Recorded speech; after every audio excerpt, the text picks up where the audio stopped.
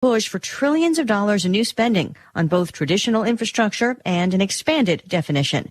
Meantime, lawmakers are making their own pitches for billions of dollars in projects for their districts, as proposed earmarks. Many of these have multi-million-dollar price tags that will cost a lot of taxpayer money, but here are some of the more unique projects being requested. $742,000 for a program that features inclusion and healthy discussion around difficult issues such as racism and gender discrimination and cultural bias. Over $436,000 for a meditation and restorative yoga program in New Jersey. $3 million in one district for a smartphone app to track a bus's location, and $1.8 million for LGBTQ affirming professional Medicare in Virginia. Fox Business's Hillary Vaughn on the Hill. An Army trainee in South Carolina faces charges including kidnapping for hijacking a school bus at gunpoint. Sheriff's officials say he had run off from Fort Jackson with a rifle and wanted to ride to the next town, eventually letting the school kids and driver go and then driving the bus himself before abandoning it. He was spotted and arrested by deputies a short time later without incident. Schools across the country are reopening, but many families are still opting for at least some remote learning. An Education Department survey taken in March and released today shows 54% of the nation's public elementary and middle schools have reopened classrooms. At the same time, 40% of children continue to learn at home. 20% of families have opted for a hybrid schedule with time in the classroom and at home divided. Fox's Rachel Sutherland, the U.S. education chief, highlighting racial disparities, says more must be done to reach all students. America is listening to Fox News. Are mobile devices key to your business operations? Security, analytics, content distribution, and it all must be done remotely. Keeping track of everything is impossible, right? Actually, it isn't. The SOTI One platform gives you total visibility into your entire fleet of mobile devices. Manage and support your devices. Analyze data. Even create apps in minutes. With SOTI, you don't need siloed solutions to run your mobile ecosystem. Visit SOTI.net/Fox for a free trial for Fox News radio listeners. That's SOTI.net/Fox. America's top diplomat goes to Ukraine and promises U.S. support against Russian aggression. Meeting with Ukraine's president, Secretary of State Antony Blinken promised continued American support. We look to Russia to cease reckless and aggressive actions. After years of tensions with Russia, Ukraine wants to join NATO. Blinken stopped short of commenting on that ambition. We'll continue to strengthen our security partnership in close collaboration with you to make sure that Ukraine can defend itself. He also urged Ukraine to work on threats from within, with a focus on corruption. In London, Simon Owen, Fox News. A campaign funded by the broadband industry may have stacked the deck in support of repealing net neutrality. The New York Attorney General's office says in a new report that millions of fake comments in support of repeal were submitted in 2017 after the industry had sued to stop those Obama-era rules. A New York City boy has all the SpongeBob popsicles he could ever eat, thanks to a whopper of an Amazon order. We've all been there. You get a craving for something and it's off to the internet to order the thing you've just got to have. 4-year-old Noah from Brooklyn did just that. He really loves his SpongeBob SquarePants popsicles and somehow ordered more than $2,600 worth of them from Amazon. That's 51 cases containing 918 popsicles, and Amazon wouldn't take them back. A congressman recently revealed that legislation totaling 2,900 pages and involving more than $1 trillion was available to members of Congress for less than 48 hours to study and consider. That's over 60 pages of legislation per hour. Do you think anyone read the entire bill? I'm Jim Babka with DownsizeDC.org. Consider a proposal buried in a 3,200-page, $388 billion bill, which would have empowered committee chairmen or their agents to examine Americans' tax returns. When this horrible provision came to light, no one claimed to know how it got into the bill. One congressman questioned said, "I didn't write it, I didn't approve it, I wasn't even consulted." If your attorney represented you this way, he might be disbarred. But this is how Congress represents you every day. That's why DownsizeDC.org has created the Read the Bills Act. You can force Congress to read their bills before they pass them at DownsizeDC.org. It seems like we're constantly hearing different fitness advice. Exercise 2 to 3 times a week for at least 30 minutes a day. And don't forget cardio. But don't exercise too much or you'll get hurt. So, How much exercise should you be getting? Well, actually not that much, since the human body is only built to withstand walking a short distance before lying or sitting down again. In fact, a group of biologists from Stanford found that walking more than 5 feet at a time can cause joint pain, fatigue, and even extreme hunger. The study concluded that the maximum effort the human body can safely endure is reaching for an item high on a shelf. Our bodies simply aren't built to stand up and move around. So maybe those high-intensity spin classes and daily jogs aren't such a good idea. Instead of walking up the stairs every day, try taking the elevator whenever possible. You can even use a fitness tracker to let you know when you've been exerting too much energy. Your body will appreciate it. For The Onion, I'm Jill Hooper. This is the Onion News Network.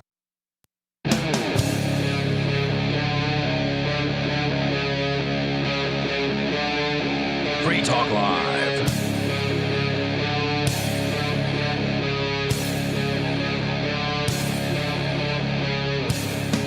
And we're here. Free Talk Live. The live call-in show. Thursday night edition. Sitting here in the studio tonight, it's I, Mr. Richie Rich, along with Matty Matt. And I am not Tyler. Fantastic. I'm also not going to attempt to be Tyler. I realize that last Thursday, it is Thursday today. It is right? Thursday, yes. Last Thursday, when Matt wasn't here, I proclaimed boldly that I was substitute Matt or fake Matt or fill-in Matt or several other versions of substitute Matt. But Tyler isn't here, and so I'm kind of doing the same thing. I'm filling in for it, but like, I just can't be Tyler. Now, I know Matt a bit better than I know Tyler. And Tyler said, well, why don't you just be substitute Matt again and let Matt be substitute Tyler? Now, and I thought that was a good idea. Tyler is not here, but he is sitting right across the street, like rocking in his swing chair. So, well, he was about 20 minutes ago when I parked and, walked into the studio. I saw him across the street. I'm like, looking like you're studying pretty hard there, pal, for taking a night out for studying. Hey, there are cigars to smoke and whiskey to drink. So, I mean, things got to get done around here sometime. Well, these are things I could be doing instead of filling in for Tyler. Yes, but you're a sucker. It could be not Tyler sitting on the swing, enjoying the evening while Tyler sat here. But no, he's just chilling out there while we do all the work. I also love this show. So, when it comes time to do free speech stuff on a nationwide 200-ish worldwide radio stations, plus the internet, plus a couple of satellite stations. The only intergalactic libertarian radio show. I mean, the only thing that could get me here faster and more frequently is if there were several hot babes doing first chair. There are intergalactic uprisings that are occurring right now because of this show. We don't even know about them happening. In a parallel dimension. And Tyler couldn't even bother to show up. In a world. Right? This is the movie guy? That would be how you do fake Tyler, though. You just go down a conspiracy rabbit hole until you find the bottom or the exit. Bottom or exit. Well, because that's what he does, right? That's his thing. It's like, all right, if we're going to talk about conspiracies, like how deep do you guys really want to go tonight? I mean, right. And I'm not of the conspiracy depth that Tyler is. Like, Venusians kidnapped Joe Biden and replaced his left earlobe. That's why it looks funny. I mean, have you partied with the Venusians? I have not partied. Well, until you do, call me later. But I would assume that's where the hot babes come from, right? Is there an HB on that order? Yes, there is. So I used to work at a pizza place, and folks would call in, and me and my friend Tom would predict, based on the female voice that called and ordered, that if it was indeed a female who came to retrieve said order, it was pickup only, we didn't have delivery, that we would put an HB on the ticket. HB Nice. stood for hot babe. I got that. Yeah. Just in case the listeners out there weren't paying attention.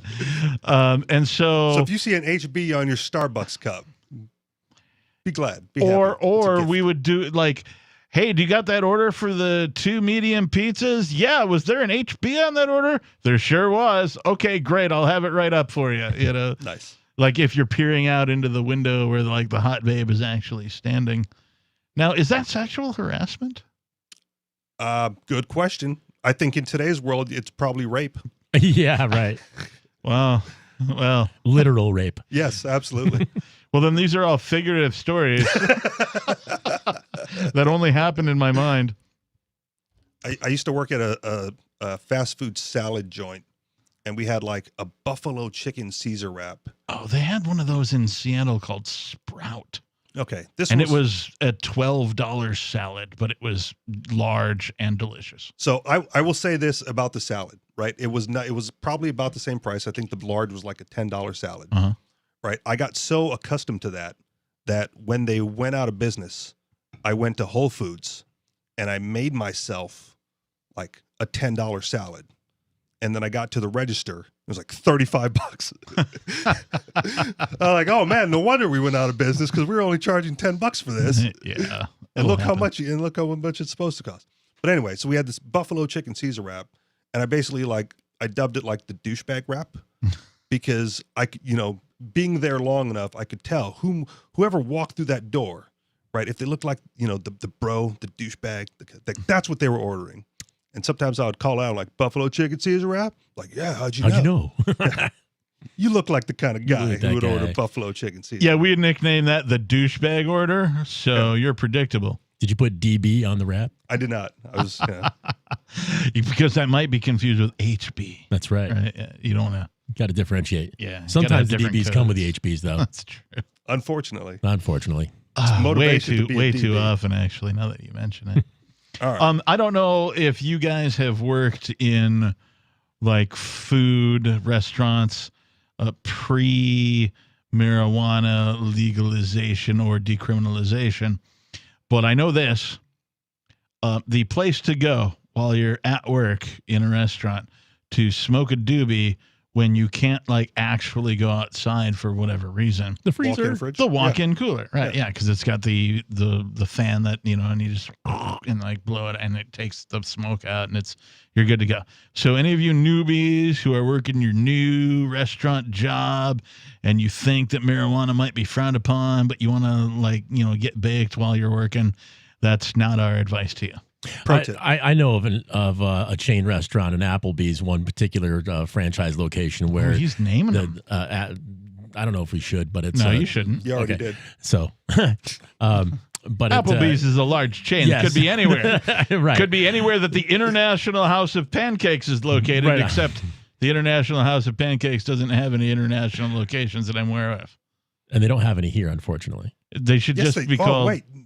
Here, define here. Is it like in New Hampshire? There was one in Bedford. Oh, I don't even know where Bedford is. That's, that's like it's close to Manchester. If you live in Keene and that's over a hill, that's too far. Okay, that's why I said define here. Yeah, I want it in Keene. It occurs to me that the International House of Pancakes may have like one location in Canada, Toronto, giving them the ability to. Because otherwise, it's just false. Instead of the IHOP, it's just the hop. Or the N-hop. Right. Or the N-hop. But, if you're going to drop the I, you're just going to be the hop. They have tons of Timmy Hortons, though. We're the House of Pancakes. It'd be like Waffle House calling themselves the International House of Waffles. That would work. No. I like Waffle House, man. I think maybe somebody should open the International House, the House of International Waffles. Ooh, the IHOP. McDonald's has the Big Mac. You could get the Big Mac. The IHOP. I have a perfect breakfast sandwich. I described this to Bonnie just a couple of maybe a week ago or so, and it's exactly the guts you think it is. It's some thick cut, crispy bacon. 1 or 2 eggs, depending on how big you want the sandwich to be. I like my eggs over easy. I like the eggs to be sort of the sauce of the sandwich kind of a thing. And then one of those frozen hash brown patties, but all like broiled up, so nice and crispy brown on both sides. And that's the guts of your sandwich. Now, the outsides of your sandwich are Texas toast, but prepared in the following way. They're prepared as if they were French toast. And in the batter for the French toast, you actually pour some real New Hampshire maple frickin' syrup. High five. Into the batter. And this kind of gives it like a a better, more higher quality McGriddles vibe. Sure. Right? McGriddles are like the little pancakes with the like baked in syrup flavor. It's nothing like that because it's not so processed, right? You're just doing French toast with a little maple syrup in the batter, and those are your top and bottom for your sandwich. So then, you get the first piece of bread down, you put the hash brown patty on it, then you put the cheese, the bacon, the eggs, right? Maybe another layer of cheese if you're feeling gumptious, right? And then you put the other thing on it, maybe cut it in half and wrap it in a thing and serve it. Boom. I used to do the breakfast sandwich with Eggo waffle breads. Oh, nice. Right? Oh, that's good. Yes, right? I like it. Never added the syrup. Yeah, you could. You should. Maybe next time. It's a kick-ass thing to do. Let us dispense with the witty banter. And on the other side of this, get into the real news. Yes, let's do that. Free Talk Live, 603-283-6160.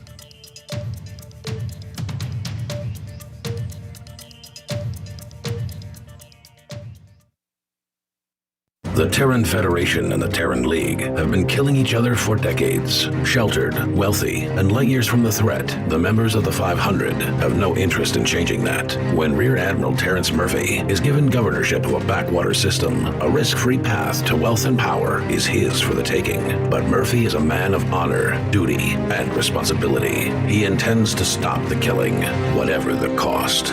Governor, by David Weber and Richard Fox, from BaneBooks.com. Are you tired of governments murdering people around the world? Stop using their money. There is an alternative. Bitcoin is a stateless, free market, non-political currency. Bitcoin cannot be inflated or controlled by any government. By using their money, you are helping the state. Stop doing it. You have an incredible alternative available now. Learn it, use it, spread it. Get started with Bitcoin at bitcoin.com. That's bitcoin.com. There are lots of ways to listen to Free Talk Live. Our podcast has been around since podcasts began, and now the FTL feed is loaded with content besides our full show archives. Did you know that we make it easy for you to customize your podcast subscriptions? We have different feeds, one that includes only our full shows, one with just the Daily Digest, and our main feed that includes everything. You decide what you listen to. It's quick and easy to customize your feeds at feeds.freetalklive.com. That's feeds.freetalklive.com. Do you feel like your nation, state, or community no longer holds your values? Have you dreamt of a place where people agree that liberty is important and are free to pursue their projects so long as they respect the property of others? There are many people just like you that are discovering freeprivatecities.com. Their social media links are at the upper right of the page at freeprivatecities.com. All skill levels will be needed when the first of the Free Private Cities opens. It's sooner than you think. Stop arguing and build. freeprivatecities.com. Why did you move to the Shire? I moved here to the Shire because there's other people around who take liberty just as seriously as I do. I moved to the Shire because I saw videos of people challenging authority and thought that I could get support myself. It called to me, like, do this right now. I wanted to be around people like me who got it. And once I got here, I knew there was nowhere else that I wanted to be. I've always wanted to change the world. So I moved to the Shire to join people who were actually working towards doing the same thing. The people here are awesome, loving, and positive. It was for the adventure and for the feeling of something important is happening here. And I just wanted to come to sort of be part of that. Visit ShireSociety.com to read and sign the Shire Society Declaration and learn the reasons why, if you love liberty, you should immigrate to the Shire. Plus, connect with others via the forum at ShireSociety.com. That's ShireSociety.com. What if you want to hear the latest episode of Free Talk Live, but all you have is your phone, you forgot to download our archive, and you have no data connection? You can call our Listen line at 641-793-0191. That's a long-distance number, so you may incur charges. If not, listen as long as you want. 641-793-0191. The Free Talk Live Listen line, 641-793-0191. So you've signed the Shire Society Declaration and are planning your move to New Hampshire to be around more liberty-oriented people. Next, sign up for the Shire Society Forum at forum.shiresociety.com. There are a bunch of people there who are already in the Shire, and they want to meet you. If you're already in the Shire physically, you should also come by the forums. Remember, not everyone uses Facebook. New people are signing up for the Shire Society Forum every month, so drop in and say hello at forum.shiresociety.com. Our Matrix server is about as free as internet chat can be. Join the existing rooms or create your own at chat.freetalklive.com.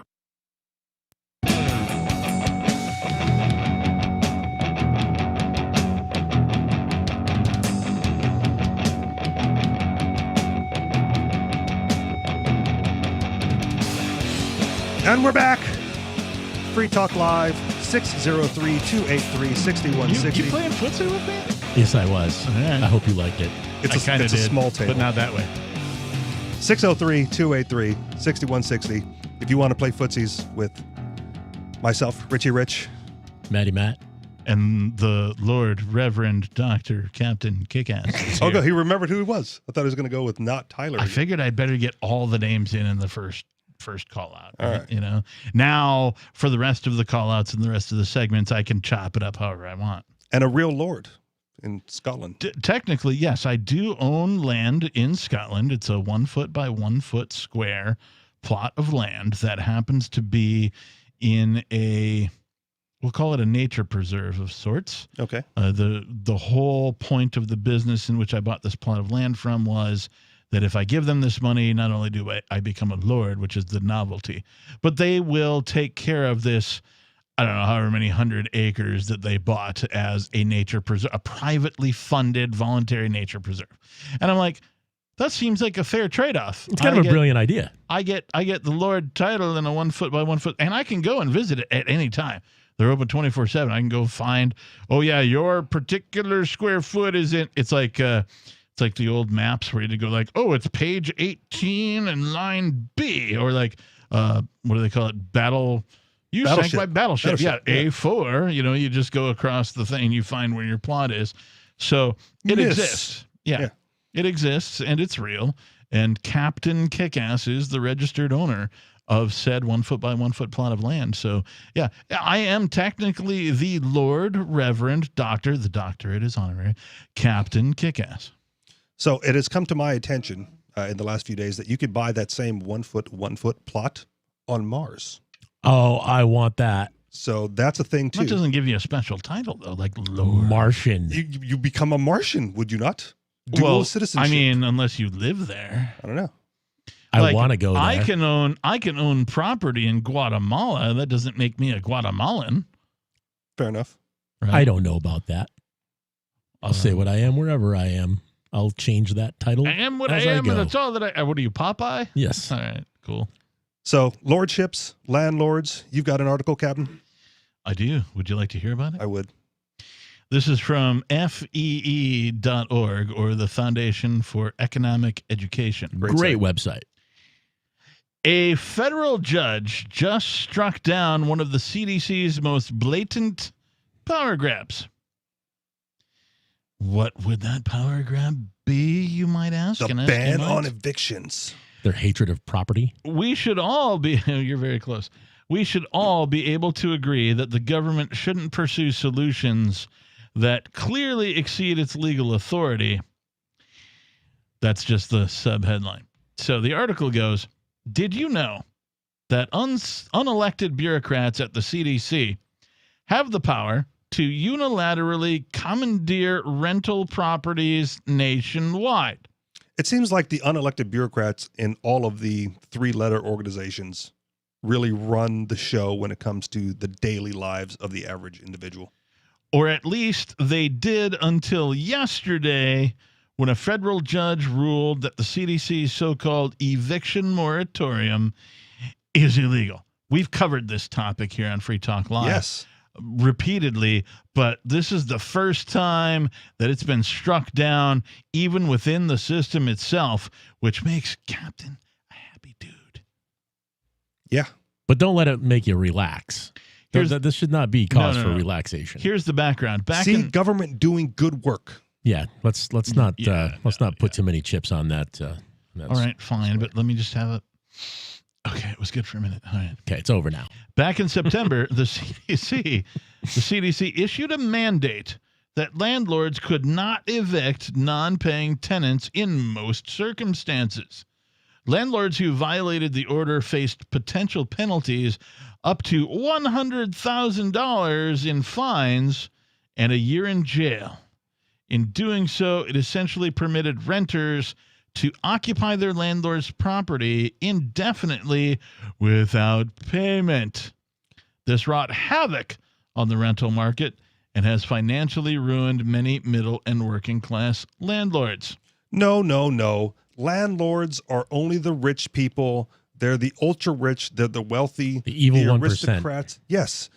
How is it going to hurt the middle class person when only landlords? I own a piece of property and it's a duplex and I have renters, but that's all the property that I own. So you are representing the 1% of wealth in America in this conversation. Because if you actually look at my income, it's evil capitalist. It's why. Yeah, I know, right? You evil capitalist. All you're concerned about is the profit. Pay your fair share. You're like a Ferengi from Star Trek Deep Space Nine.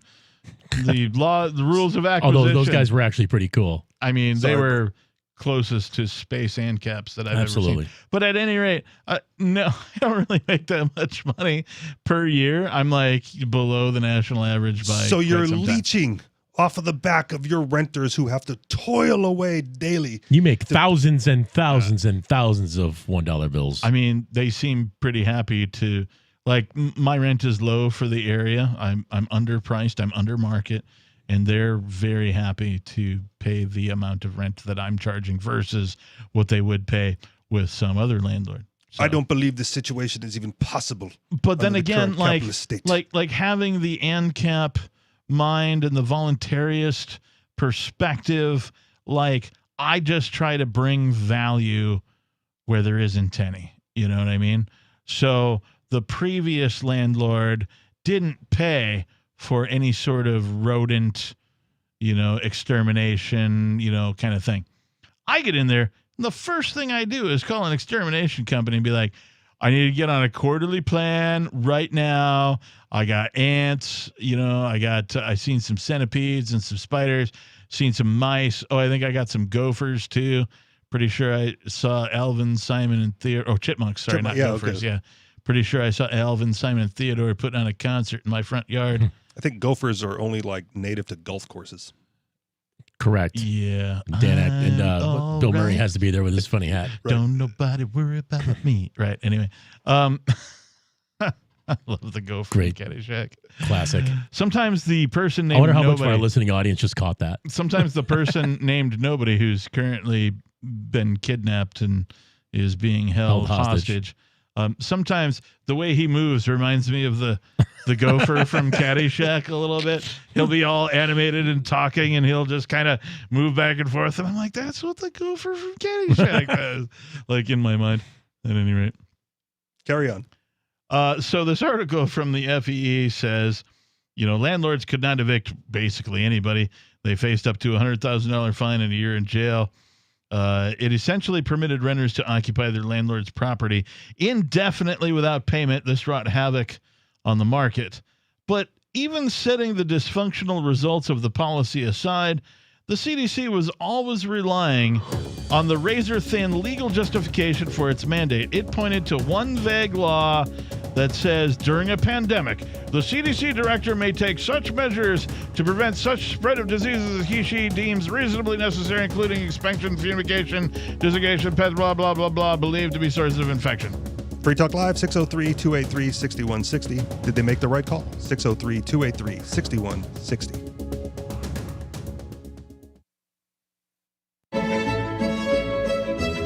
Carl Watner, longtime proponent of a voluntary society, died last December. You may have seen his articles published on his website, voluntarist.com, in his newsletter, The Voluntarist, the Mises Institute, or elsewhere over the last 40 years. His newest book, I Must Speak Out, Volume 2, The Best of the Voluntarist, is now available via Liberty Under Attack Publications. This 430-page second volume spans the years of 2000 through 2020 and includes articles by Carl Watner, Meyer, Hans Hermann Hoppe, Carl Hess, Benjamin Tucker, George H. Smith, Lysander Spooner, Pete Eyre, Joyce Brand, and many others. I Must Speak Out is for the newly initiated, the veteran voluntarist, or anywhere in between. Buy the book now at libertyunderattack.com/voluntarist. For more great content on building a voluntary society and for Carl's extensive archives, check out voluntarist.com.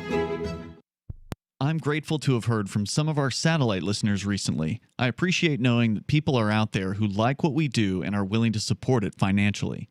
LRN.FM's free-to-air satellite feeds blanket most of 2 continents.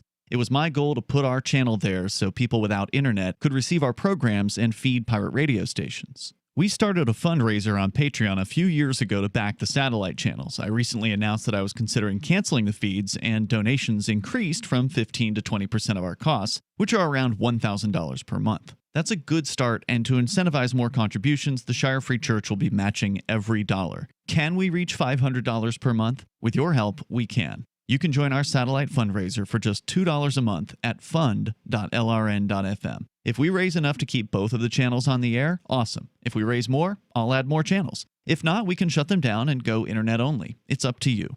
Thank you for your support. fund.lrn.fm.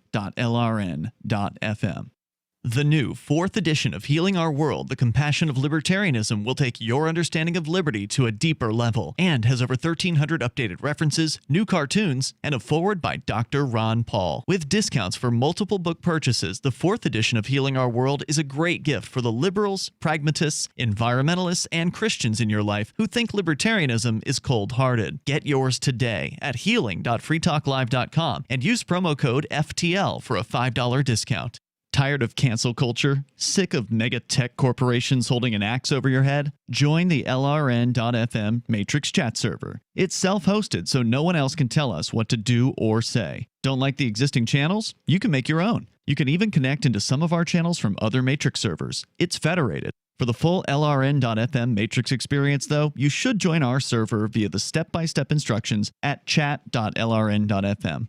Chat.lrn.fm. So the protection of life, liberty, and property is what the Free State Project is all about. But it's an effort to move 20,000 people who understand. It's about demonstrating to the entire country that, yeah, we can have a free market, a truly free market. Making it just a freer, great place to live. It's the world's largest voluntarist libertarian community, and it's only getting bigger. That's amazing, to be able to move to a place where other people passionately believe in being free and independent. What the Free State Project is managing to do, though, is to put their money where their mouth is. It's physically getting up across the country and saying, let's go someplace and let's demonstrate the power of these ideas. There's a lot of kind of philosophy that surrounds liberty. There's a lot of thinking about it and talking about it. But here in New Hampshire, people are doing it. 101 Reasons Liberty Lives in New Hampshire, a documentary by Free State Project early movers. Watch it free at 101reasonsfilm.com. 101reasonsfilm.com. You can stick it to the man and big tech. Join our FTL social mastodon at social.freetalklive.com.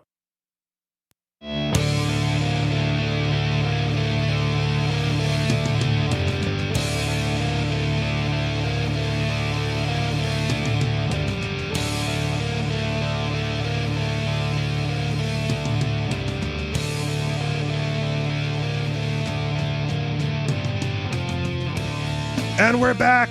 Yeah, what happened to your, I understand the shaving of the head, but did you have to shave the beard too? It was my winter beard. Did you get crabs or something where you had to do the whole thing? No, it's spring has sprung. The temperature has risen.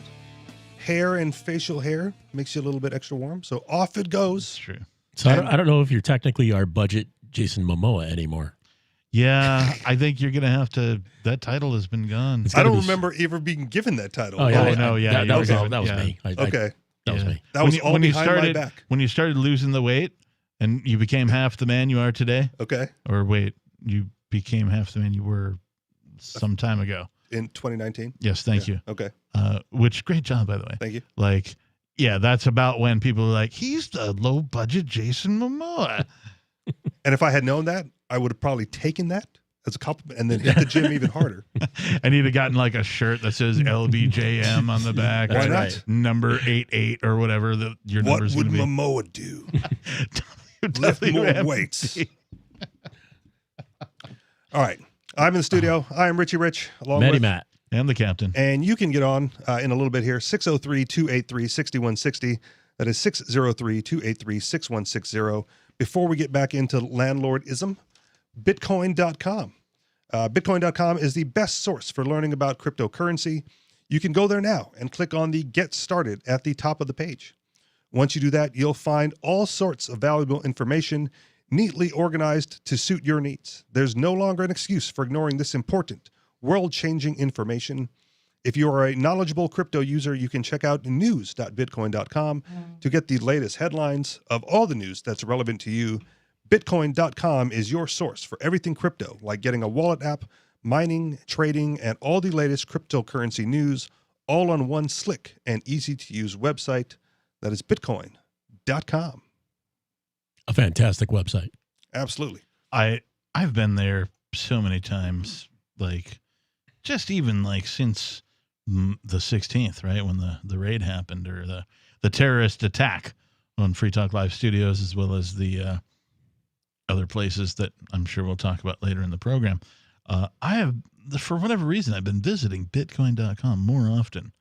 You got to check the price on an hourly basis, otherwise you get left behind. It's really more about their news site. They've been doing a kick-ass job, with the exception of carrying a story about the Crypto 6. Oh, calling out the sponsors. Yeah.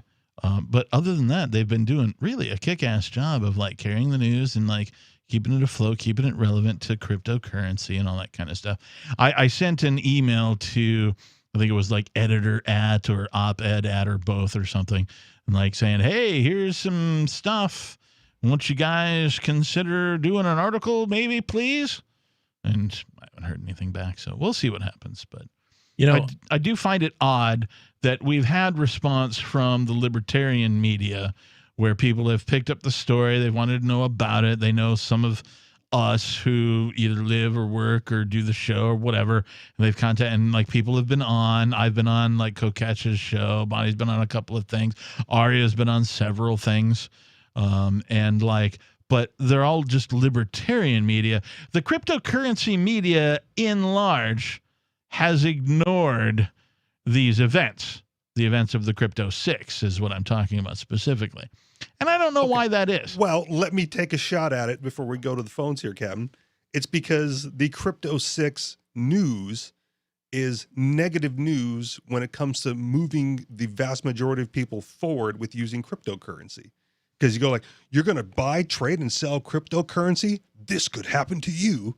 And that's going to turn a whole bunch of people off. Yeah, that's true. Okay. And there's something else too. But Roger, when Ross Ulbricht was arrested, was this negative news that was ignored by the cryptocurrency media? No, it was not. Ian Freeman is probably the earliest evangelical voice for Bitcoin and cryptocurrency that I'm aware of. And for this to not be a story, in my mind, is a frickin' sin in the cryptocurrency community. I will not disagree with that. Yeah. Just explaining why it's possible that they chose that way. But as far as Bitcoin.com goes, Roger Ver is at the head of Bitcoin.com, right? Well, one thing that they and he's have still done, a firm supporter of Free Talk Live. Totally, yeah. And one thing that they did do, though, is Roger has started, you know, as libertarians, we're always trying to look for new infrastructure to build that's an alternative to the existing infrastructure that everybody relies on, so they don't have to rely on that anymore. Roger created something called Flipstarter. Have you heard of Flipstarter? I have. So Flipstarter is like a Kickstarter. You can crowdsource, funding for whatever you want, and it's all crypto based. So there is a Flipstarter going for the Crypto 6. Nice. Yes, there is, and we appreciate that. Again, my specific beef here is just with the media channels in particular. Like, I understand that we're going to get some traction in libertarian style media, whether it's anarchist or voluntarist or a capital L libertarian or party or lower L. Like, I understand that, and that makes sense. And there have been a few things written about the Crypto 6, but when it comes to cryptocurrency media, the silence is deafening. Understood. So before that, we were talking about the CDC eviction moratorium, landlords and all that. Let us go to the phones. We have Landlord on the line from Chattanooga.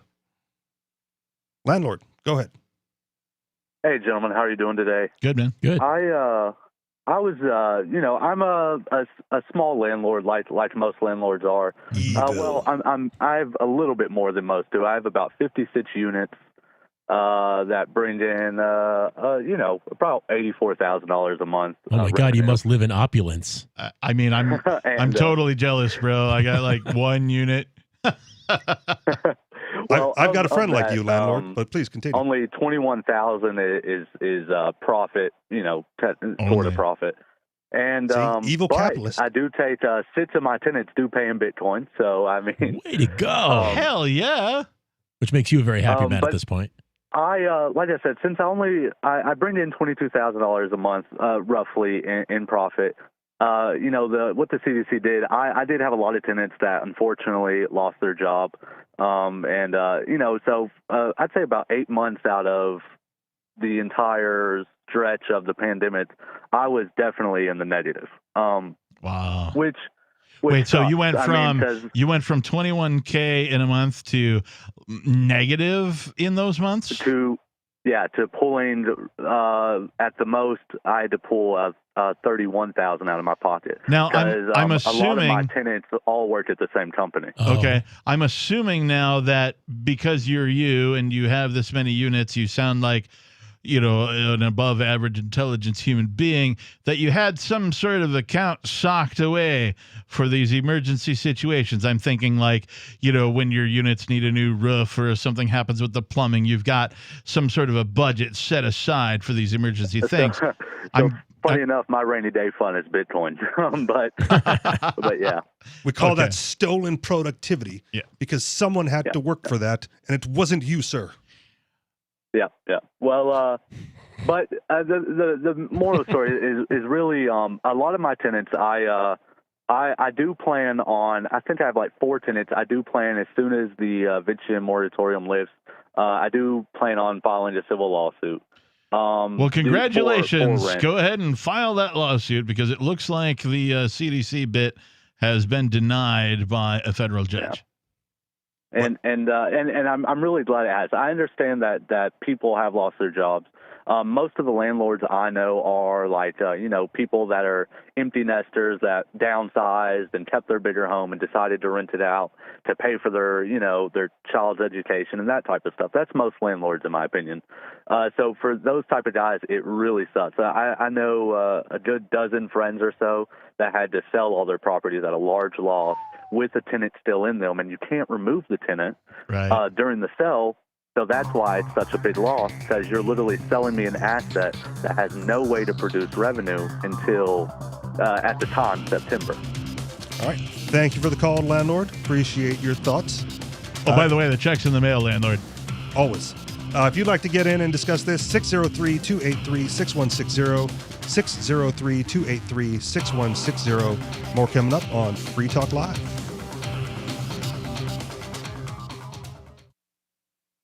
Do you ever say, I could care less, when you really mean the opposite? You mean to say, I couldn't care less. It's a common mistake. You are judged by how you speak, especially if you're looking for work, with so many more applicants than openings now. But even if you're not, avoiding common misstatements will help you make the most of the dozens of conversations and transactions that crowd your daily routine. So whatever you say, don't say whatever as a single word sentence.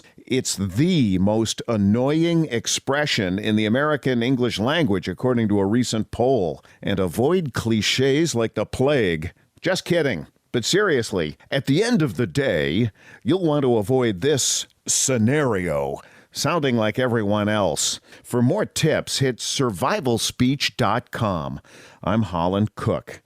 Are you a cryptocurrency advocate? The Crypto Tip is the ideal outreach tool to help new people discover cryptocurrency. It's a printable business card-sized tip that you can give to service providers, preferably in addition to a good cash tip. When the server scans the QR code, it'll bring up an explanation of cryptocurrency, how to install a wallet, and allow them to claim the tip. If they don't claim the crypto, you get your tip refunded to you after a time period you specify. Plus, if they do claim the tip, you get an email alert. Create as many tips as you want at cryptotip.org. That's cryptotip.org. Some of you asked, and now we've delivered. LRN.FM's live Keene, New Hampshire studio shows are now streamed in HD on Twitch. Visit our channel at twitch.lrn.fm and give it a follow. If you have Amazon Prime, you get one free subscription on Twitch. If you use it on our channel, Twitch will give LRN.FM a monthly piece of your Prime subscription cost. So please watch, follow, share, and subscribe to twitch.lrn.fm. That's twitch.lrn.fm. Free Talk Live. Yeah, you're a loser. Wow. Along with, So I'm a loser because I don't have health insurance. Is that all you got? health insurance, and you don't want to license your vehicles like the guy in Florida too? So I'm a loser because I don't want to bend over for the state and have them molest my freedom and take my money from me. Boy, you've got a serious issue with priorities, man. Why don't you just pay? Does it make you feel like a winner when you get a speeding ticket? Does it make you feel like a winner when you're paying property tax? You betcha. You're pathetic, dude. Thanks for the call. The government loves bootlickers like Leon. Yeah. That's sad, man. I hope that more people out there are not like him, because people like Leon are the problem. People like Leon who just do whatever it is they're told and they feel good about it. That's sick. Free Talk Live, 7 nights a week from 7 to 10 Eastern, live on the Liberty Radio Network at LRN.FM. So you've heard all 3 hours of the latest episode of Free Talk Live, and you're still hungry for liberty-oriented audio content? Did you know that we have another 24/7 audio stream at LRN.FM? The Liberty Radio Network airs the latest episodes of some of the best liberty-oriented podcasts on the internet around the clock. In addition to recorded content, you'll also hear live shows like Free Talk Live, originating from our Keene, New Hampshire studio. So listen anytime at LRN.FM. That's LRN.FM. Breaking weather news. Belize is sunny and around 82 degrees every day this week. What's the forecast for your life? If current politics and economic prospects are cramping your freedom, escape to the tropics. ECI Development has affordable second homes for you to own or rent in Belize and other tropical countries. Places with stable governments and growing economies. Secure your freedom now. To find out more, send an email to ftl@ecidevelopment.com. Don't miss a moment of Free Talk Live. Get our archives daily via our podcast at feeds.freetalklive.com.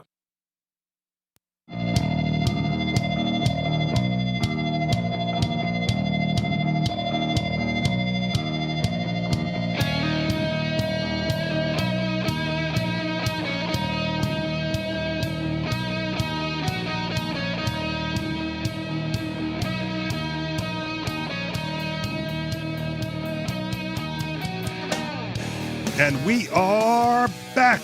Who are we? I am Rich. Matty Matt. And the captain. Free Talk Live, the live call-in show, 603-283-6160, 603-283-6160 to get your thoughts on the air. I'm going to jump right back into the phone calls because we got some news. Is that what we do here at Free Talk Live? We go to the phones? We go to the phones. Let's go to the phones. Like I'm not very comfortable doing this. I'm just going to. Dave in New Hampshire? Dave? Hey. You're on. I have a possible partial solution to your concern about the Bitcoin media. Okay. Become the Bitcoin media. So, yeah, I'd also frustrated. I thought they would have covered the arrest of the Crypto Six a lot more heavily than they did. Or at all? Like, I mean, I don't remember even a peep from the cryptocurrency media. CoinDesk did a full-blown Did news they? panel on it with all their... All right, I'll go look. But anyway, I have a, if you go to forum.shiresociety.com, I have posted a media list, and it lists about 10 different email addresses for Bitcoin media. And so you can easily reach them. And I've mass mailed them a couple times. Sure. But what we also need is somebody to kind of form personal relationships with some of the reporters and, send them individualized emails. Right. I know, like from my being in a heavy metal band days, that we had to hire, I'm going to call them a pseudo PR representative. I call them that because we didn't actually pay them. We gave them some beer and perhaps some other illicit drugs to do what we asked. But essentially, they needed to know how to format a press release and then put together the press release and then release it to the press, arguably. And there's form and proper etiquette for doing these things. And I feel like that's what we might be lacking here at this point. I also feel like Ian Freeman is the guy amongst this particular crew of people here who, A, not only knows how to do that, but B, would handle that type of a situation if it came up. And so therefore, the rest of us here who are, limping the show along. I mean, the show has actually been running, I'll knock on some wood here, rather smoothly thanks to Aria's fantastic technical efforts. I mean, I'm a technician, but not of the radio and the network variety. And so my education in these things is rather limited. Aria has been doing a kick-ass job, full seal of approval at getting this show back up and running. But that being said, I don't think that any one of us that's left here, as far as the major players in the Free Talk Live, is aware of how to do anything that resembles that when it comes to contacting the press. Let me ask you a question, Dave, because this was my concern on the other side when, why aren't they covering it? How would you put a positive crypto spin when reaching out to these people? Because it doesn't seem to be very positive as far as gaining more people to use cryptocurrency when the broad look of the story is use cryptocurrency, go to jail. Yeah, you don't try to put a positive spin on it. You make it an issue of them versus us. I guess they're cracking down on us. Let's push back in a peaceable manner. Fair enough. And I would again the whole idea of the federal government or any government being cautious about cracking heads is because they don't want the negative publicity, right? So we got to give them that publicity. Those are our shields on our enterprise. Okay, I hear you. And the way the raid took place, to me, it was to cause a chilling effect amongst cryptocurrency users or people thinking about getting into it. And I think that the way it's being presented, it's overwhelmingly has that chilling effect. And I don't know if publicizing that chilling effect brings more people into the cryptocurrency fold to get the sort of adoption and following you would need to get the word out and to really publicize the Crypto 6. All publicity is generally good publicity, and the other thing is that if it does create a situation where there's people scared away from crypto, that creates a wealth transfer from them to the libertarians. That's true. Very good. I like that. I like that angle. In which case, just keep them out then, and then just make this well known in libertarian circles, and get the libertarians on board with crypto, because there are still a handful. I go to the Manchester meetups. They're not specifically crypto meetups, but they're liberty folk meetups, and there are people there that are just anti-Bitcoin, anti-crypto, don't see the value. Anti, just no value. They're libertarians though. Well, okay, so anti, not meaning that it should be wiped off the planet, anti, like the government should get involved. They just don't trust it. But anti as in, wouldn't use it. I wouldn't advocate people using it. It's not a good thing to put your wealth into. Oh, these are the people that won't even, they wouldn't even buy $20 worth in 2011, which would have made them a millionaire now. Right, because they're not behind the technology, and therefore they wouldn't be behind the money. Right? It's just, they'll diversify their wealth elsewhere. Make sense? Yeah. All right. I think Dave was calling in about something completely other than what we've been talking about. Yeah, absolutely. Thank you, Kevin. I was going to throw it back to Dave. Go for it. Dave? Are you there, Dave?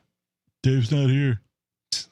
Can you hear me? Hello. Hey, there he is. Okay. I cheek muted you. Oh my goodness. Hopefully the facial cheeks. So it was forum.shiresociety.com. Then just look for the media contact list, and that also has some rudimentary instructions for how to contact them properly, etiquette wise. I should probably put more instructions there, and I think I will. You're a wealth of information. Anyway, I was calling about Bradley Keys. Have you guys been following or reporting on the Bradley Keys stories very much? Fill us in, because I think when I screened you, I've heard about it, but I haven't read much into it. So the good part is a Free Stater here in New Hampshire was able to get on the Tucker Carlson show and talk up some of the ideas of liberty. But the reason why it happened was, I guess he's a student at Pembroke Academy, and they were forcing him to force his athletes to wear masks during athletic events. Right. So he's not a student. He was the coach, right? Yes, something like that. And so they were going to be running with masks on, right? Anyone see a problem here? Yeah, totally. Everyone in the studio. I think a child abuse argument could be made for that, and he did the right thing there. Yes, they were ordering him to abuse his students, and he refused to do it, so they fired him. Wow. Yeah, I actually saw this story. Now that I'm looking at it, I didn't realize this guy was a Free Stater. That's fantastic. Yeah, way to go, bud. Now, I don't know if Pembroke Academy is a government school or not, so that would be a big issue in terms of how much of a. I mean, they can set whatever policies they want in a sense, but right. Unless they're doing it at taxpayer expense. So are you just bringing this to our attention, or is there something to it? Like, what did he say on Tucker Carlson? What's the message that needs to get out here? I haven't seen the appearance. I'm mainly just bringing your attention to it. I don't know a lot of the details, but it's just it's nice to see a Free Stater stirring the pot over there. Definitely. Sometimes we feel sometimes as though we're fighting alone. No one supports our thing, But they're all out there doing something, and there's a lot of them now. Now, okay, so let's assume for a moment. I'm going to put my devil's advocate hat on here. If it's a private institution, public institution, let's work past that for the moment and just say that he is working in agency to the organization, right? And the organization has certain policy guidelines that people above his pay grade set, and then he is then responsible, as it's delegated to him, to meet out. And they say athletes have to wear masks. It is your job to delegate that responsibility to ensure that the organizational goals are being followed and worked towards. And he's going completely against that, against the organization. And isn't it a justifiable termination at that point? Because he's undermining. Well, I would bet that they have policies about not hurting the students. Right. You'd hope. And I think that reopenh.com has recently uncovered that there is a state law that forbids obstructing a student's airway. Oh, so yeah. he's got other rules he's supposed to follow, right? And we're getting to the point where they're making rules that ban their other rules. And I think that would be an interesting case to arbitrate out. We're going to hold you over, Dave, so we can continue this conversation. Do you want to stick around? I don't have anything else to add. Okay. Well, thank you for the call, then. Hey. You can call in 603-283-6160. That's 603-283-6160. More coming up. Free Talk Live. A newly recruited search and rescue officer, Marshall Hunter was resigned to a life of rescuing wayward spacefarers and derelict satellites. But when a billionaire couple goes missing, his own ship is disabled during the rescue. With communication satellites suddenly failing and lunar mineral shipments disappearing in transit, the crew suspects it's more than a coincidence, and Hunter must choose between salvation and sacrifice to save his crewmates and their civilian charges. Frontier by Patrick Childs and BingBooks.com. Are you tired of governments around the world killing innocent people? Stop using their money. There is an alternative. Bitcoin is a stateless, free market, non-political currency. Bitcoin is money that cannot be inflated or controlled by any state. By continuing to use their money, you're perpetuating the killing. Stop doing it. You have an incredible alternative available to you now. Learn it, use it, spread it. Get started with Bitcoin at Bitcoin.com. It's Bitcoin.com. Are you tired of your taxes funding endless occupations around the world? Antiwar.com is run by people who understand that wars abroad become wars at home, wars on our freedoms. Antiwar.com is dedicated to bringing you the latest in news, views, interviews, and reviews from the top movers and shakers in the anti-occupation movement. Antiwar.com has it all, from thorough foreign policy analysis to interviews with whistleblowers who used to run the military-industrial complex. Anti-war, pro-free market. That's antiwar.com. If you want to know the latest about Free Talk Live before we go on the air, all you need to decide is how you want it delivered. It's your choice. Visit news.freetalklive.com to receive our usually weekly news updates by email. Plus, we have a Twitter account at twitter.freetalklive.com, and you can follow us on the decentralized Mastodon platform at toot.freetalklive.com. So please follow us at toot.freetalklive.com and sign up for our emails at news.freetalklive.com. You're listening to the live edition of Free Talk Live. Hour number 2 is next after the news here on the Liberty Radio Network at LRN.FM. The president hits the road again. I'm Lisa Brady, Fox News. He's due in Louisiana next hour to visit a bridge in Lake Charles and a water plant in New Orleans, part of his push for trillions of dollars in new spending on both traditional infrastructure and an expanded definition. Meantime, lawmakers are making their own pitches for billions of dollars in projects for their districts, as proposed earmarks. Many of these have multi-million-dollar price tags that will cost a lot of taxpayer money, but here are some of the more unique projects being requested. $742,000 for a program that features inclusion and healthy discussion around difficult issues such as racism and gender discrimination and cultural bias. Over $436,000 for a meditation and restorative yoga program in New Jersey. $3 million in one district for a smartphone app to track a bus's location, and $1.8 million for LGBTQ affirming professional Medicare in Virginia. Fox Business's Hillary Vaughn on the Hill. An Army trainee in South Carolina faces charges including kidnapping for hijacking a school bus at gunpoint. Sheriff's officials say he had run off from Fort Jackson with a rifle and wanted to ride to the next town, eventually letting the school kids and driver go and then driving the bus himself before abandoning it. He was spotted and arrested by deputies a short time later without incident. Schools across the country are reopening, but many families are still opting for at least some remote learning. An Education Department survey taken in March and released today shows 54% of the nation's public elementary and middle schools have reopened classrooms.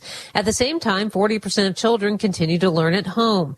20% of families have opted for a hybrid schedule with time in the classroom and at home divided. Fox's Rachel Sutherland, the U.S. education chief, highlighting racial disparities, says more must be done to reach all students. America is listening to Fox News. Are mobile devices key to your business operations? Security, analytics, content distribution, and it all must be done remotely. Keeping track of everything is impossible, right? Actually, it isn't. The SOTI One platform gives you total visibility into your entire fleet of mobile devices. Manage and support your devices. Analyze data. Even create apps in minutes. With SOTI, you don't need siloed solutions to run your mobile ecosystem. Visit SOTI.net/Fox for a free trial for Fox News radio listeners. That's SOTI.net/Fox. America's top diplomat goes to Ukraine and promises U.S. support against Russian aggression. Meeting with Ukraine's president, Secretary of State Antony Blinken promised continued American support. We look to Russia to cease reckless and aggressive actions. After years of tensions with Russia, Ukraine wants to join NATO. Blinken stopped short of commenting on that ambition. We'll continue to strengthen our security partnership in close collaboration with you to make sure that Ukraine can defend itself. He also urged Ukraine to work on threats from within, with a focus on corruption. In London, Simon Owen, Fox News. A campaign funded by the broadband industry may have stacked the deck in support of repealing net neutrality. The New York Attorney General's office says in a new report that millions of fake comments in support of repeal were submitted in 2017 after the industry had sued to stop those Obama-era rules. A New York City boy has all the SpongeBob popsicles he could ever eat. thanks to a whopper of an Amazon order. We've all been there. You get a craving for something and it's off to the internet to order the thing you've just got to have. 4-year-old Noah from Brooklyn did just that. He really loves his SpongeBob SquarePants popsicles and somehow ordered more than $2,600 worth of them from Amazon. That's 51 cases containing 918 popsicles, and Amazon wouldn't take them back. Is spreading the message of liberty, cryptocurrency, and peace around the globe worth $2 per month to you? As you may already know, in addition to our internet feed, LRN.FM broadcasts on free-to-air satellite across North and Central America, as well as Sub-Saharan Africa. And we've been available on satellite for free 24/7 since 2010. The LRN.FM free-to-air satellite signal is reaching some of the most oppressive regimes in the world, and there's no doubt our ideas are making an impact. You can learn more about the channel's impact by watching the 3-minute video at fund.lrn.fm. If you'd like to help free minds globally with our ideas of liberty, cryptocurrency, and peace, you can donate as little as $2 per month via fund.lrn.fm.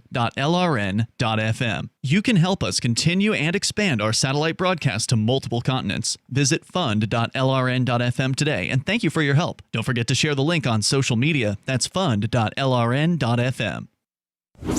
Later in the hour, the U.S. Postal Service announces that you can deliver the mail yourself if you think it's so easy. But first up in health news, researchers from Harvard University have found a strong link between male virility and wearing Motley Crue denim jackets. For the study, researchers paired fans of the band with a control group and found that those wearing Motley Crue attire were far more likely to knock out some chick's totally jacked boyfriend and then do it with her later that same day than those who simply wore casual clothes and probably wouldn't know what it feels like to have 2 threesomes in one night.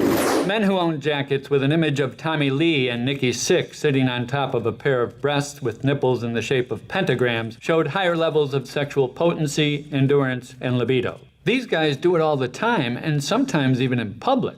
They don't care. Although the study primarily focused on men in Motley Crue jackets, researchers also found that men who listened to Nirvana had a high likelihood of staying virgins forever.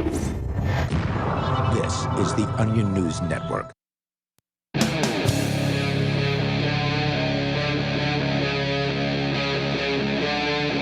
Free Talk Live.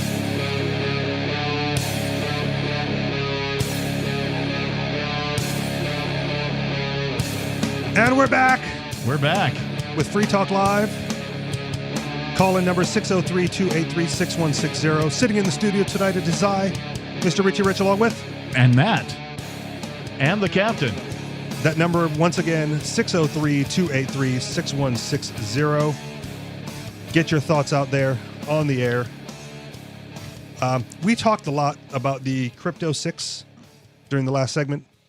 So let's give out some of that information. Yes, please. More specifically, why they're the Crypto 6 and how that came to be. On March 16th, 2021, government agencies conspired together and raided the Free Talk Live studio, the Bitcoin Embassy, and the homes of Aria DeMezzo, Renee and Andy Spinella, and Colleen Fordham. The Crypto 6 were then arrested and taken into custody, and Ian Freeman and nobody remain in custody. What can you do to help? Check out thecrypto6.com. There are multiple ways in which you can donate to their legal defense fund because these charges aren't a joke. It's going to take a serious legal team and many experts to protect the Crypto 6 from further aggression from the state. This case will likely set precedent that will affect the world of cryptocurrency for decades to come. Help them in their fight for liberty and financial freedom by contributing to their legal defense fund at thecrypto6.com. Once more, thecrypto6.com, and that website is all spelled out. So, now you know what happened to the Crypto 6. It doesn't matter if you spell it out or put the numeral in it. We have both of them. Understood. So, yeah. Just in case. So we've been talking about this article from the Foundation for Economic And Education. I'm still going to hold you there because we got, what do we do on this show, Captain? We take calls? We go to the phones. Let's go to the phones. Pat, Northern Michigan, you're on with Free Talk Live. Hey, good evening, gents. How y'all doing? Hey, Pat. How are you, sir? I'm well. Good. I wanted to talk about the insanity that seems to consume the world here in this last generation. Be more specific. We got there's a cat from New Zealand now that has not. I guess he's almost 40 years old, and he never started winning competitions until he transgenderized. And he's fixing to be the women's representative in the Olympic competition. He's going to break some records. I have a geographic question. There's a place called New Zealand. Where is Zealand? I was wondering that the other I day. have no idea, but it has to be named after somewhere that was a lost kingdom in the old Nordic world. Okay. That would be the only thing that makes sense. I just to me don't at this understand point. how you can have a place called a new something or other when there doesn't seem to be an old something or other. Well, how can you have a new South Wales when there probably wasn't an old South Wales? Yeah. I mean, there was an old Hampshire, so of course there's a New Hampshire. There was an old York, so there's a New York. I'm going to say the New South Wales just probably comes from South Wales, right? Wales is a place. They came from the Banshees. They wailed. That's what brought it all on. Okay. But that's Irish, and I'll not get into me history. All right, anyway, let's get into uh, your topic there, which was there's somebody now who's trans who's going to win like a women's championship. Is that right? Well, yeah, she's entering as the New Zealand Olympic weightlifting representative. Yeah. Yep. Here's my take. And a Viking ancestry being and going against. I mean, what chance does little Bonnie, who lies over the ocean, have against that? Here's my take on the whole like athletic championship bit, whether you're one gender, another gender, or somewhere in between, whatever it is you call yourselves. I don't care. There shouldn't be any division. It should just be a race amongst people who can happen to perform this thing. Now, if you happen to be of one gender, another gender, somewhere in between, and you win, far out, solid, and right on. But, let's just leave this whole crap, this whole designation, this is a men's-only sport. Well, we've seen that be BS multiple times through sports history. And so let's just go ahead and carry it the full way. Let's make all sports non-genderized, and whoever is the best and the most capable at their specific positions or their specific sport should go on to become known as world champions of that sport. I'm going to oppose you on this one, Captain, because I do think there should be that separation between the genders. Why? Because if you look at specifically Olympic sports and Olympic records, men dominate the overall record. Just because what happened in the past does not indicate future happenings. Understood. But as it stands now, that's how it is. Sure. And if you don't separate the genders out and you let people compete with people, you will disincentivize those females from entering into competition because they cannot compete at the highest level. How does opening it up to all genders disincentivize any gender? Specifically, let's talk about the 100-meter dash. The world's fastest human, right, is all males. If you currently, yes. And if you break down that competition, we're going to have heat races and second races, and we're going to find out who the fastest 8 people are. The likelihood is that you will not have a female lining up in that final. Okay, but I think there are also other sports where females might dominate too. You know, why can't it just be allowed to be that? Right. Right. And again, because why does there need to be this junior version of whatever that is? Just if women do dominate in a certain area or sport, right, that men don't, we're not going to create a junior men's version of that, right? So you're saying get rid of the ladies' tees on the golf courses? Captain, come on now. I never called them ladies' tees. You guys tees. got to hear me on this. All right, go ahead, Pat. You have never seen a woman entered into the Scottish log toss. And that's what's going on here. These I have are seen a competitions. woman do the Scottish log toss. She was not entered she in didn't any. win, I guarantee. She did it pretty well. I'll give her that. Well, I tell you what, I've had a couple of girls that I would have on the other end of the log. I've humped some wood, and I know what it takes. Love you, Pat. So generally, Pat, I'm on your side on this one. I don't what to do about the tranny situation. I would say either open up a third category or have an open division, right? I'm okay with an open division where whomever wants to compete can compete at whatever level. I mean, we got Boy Scouts and Girl Scouts. We got girls and Boy Scouts, right? But you I mean, don't have all these Boys and things- Girl Scouts. Yes, you do. Go Google it. Boys and Girl Scouts? Go Google Okay. it. I know the girls are in Boy Scouts. So, like, let's just have scouts. Right? I mean, I don't see any reason to separate genders for anything. Give me a good reason to separate genders. I don't know if there is one. They function different. The brains are different. They're different at a biological level. I mean, you could say needs that to be about every individual. I'm different from you. I think different from you. What about when it comes to boxing? At a biological level. What about when it comes to boxing? How do you feel about that? Or like martial arts? How do I feel? Because these dudes, same thing should apply. The tranny dudes are just if it beating ends the up, snot out of these women, like right, crushing their skulls and it, stuff. If it ends up, I mean, that may happen Like, that's a depending on danger. Depending on what but it's also going to happen if it's a dude.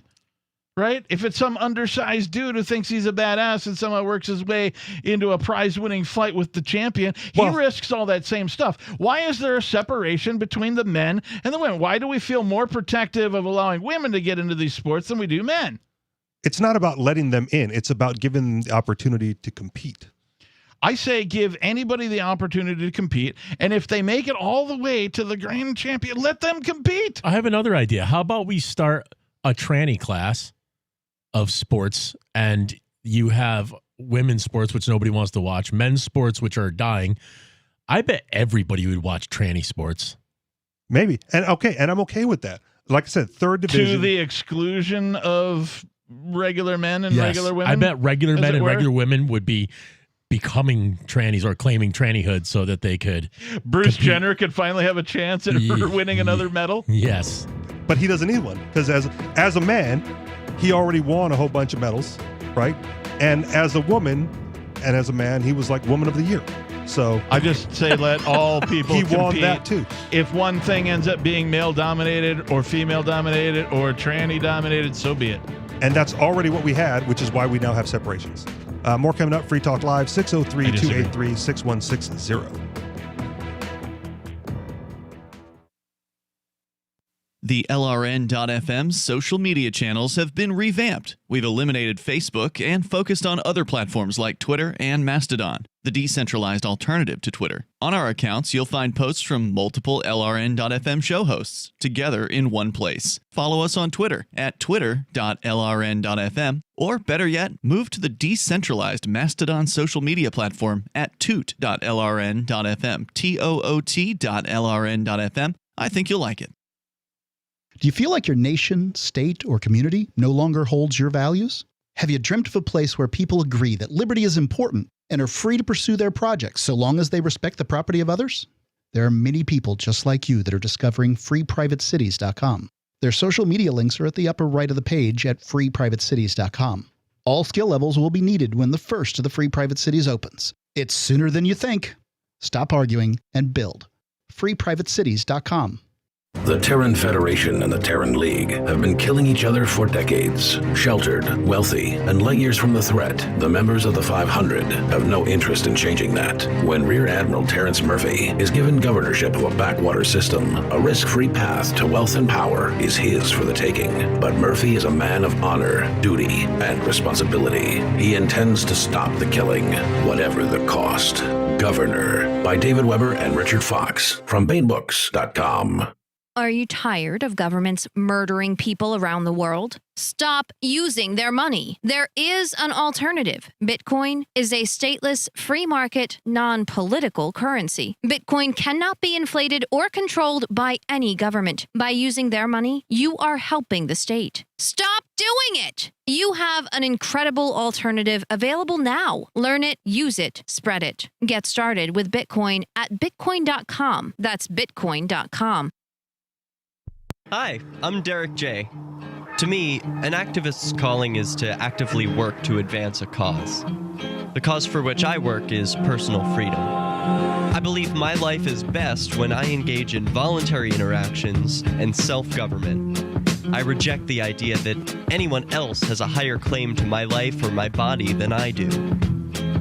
I see people who call themselves the government as a threat to my personal freedom. I I realize you may feel differently, but my relationship with the people who call themselves the government is completely involuntary. If Starbucks used some of its money to drop bombs, I wouldn't shop there. So why would I support the American empire? The empire does not require my consent. Derek J's Victimless Crime Spree. Watch it for free and order the Director's Cut DVD at victimlesscrimespree.com. That's victimlesscrimespree.com. There are lots of ways to listen to Free Talk Live. Our podcast has been around since podcasts began, and now the FTL feed is loaded with content besides our full show archives. Did you know that we make it easy for you to customize your podcast subscriptions? We have different feeds, one that includes only our full shows, one with just the Daily Digest, and our main feed that includes everything. You decide what you listen to. It's quick and easy to customize your feeds at feeds.freetalklive.com. That's feeds.freetalklive.com.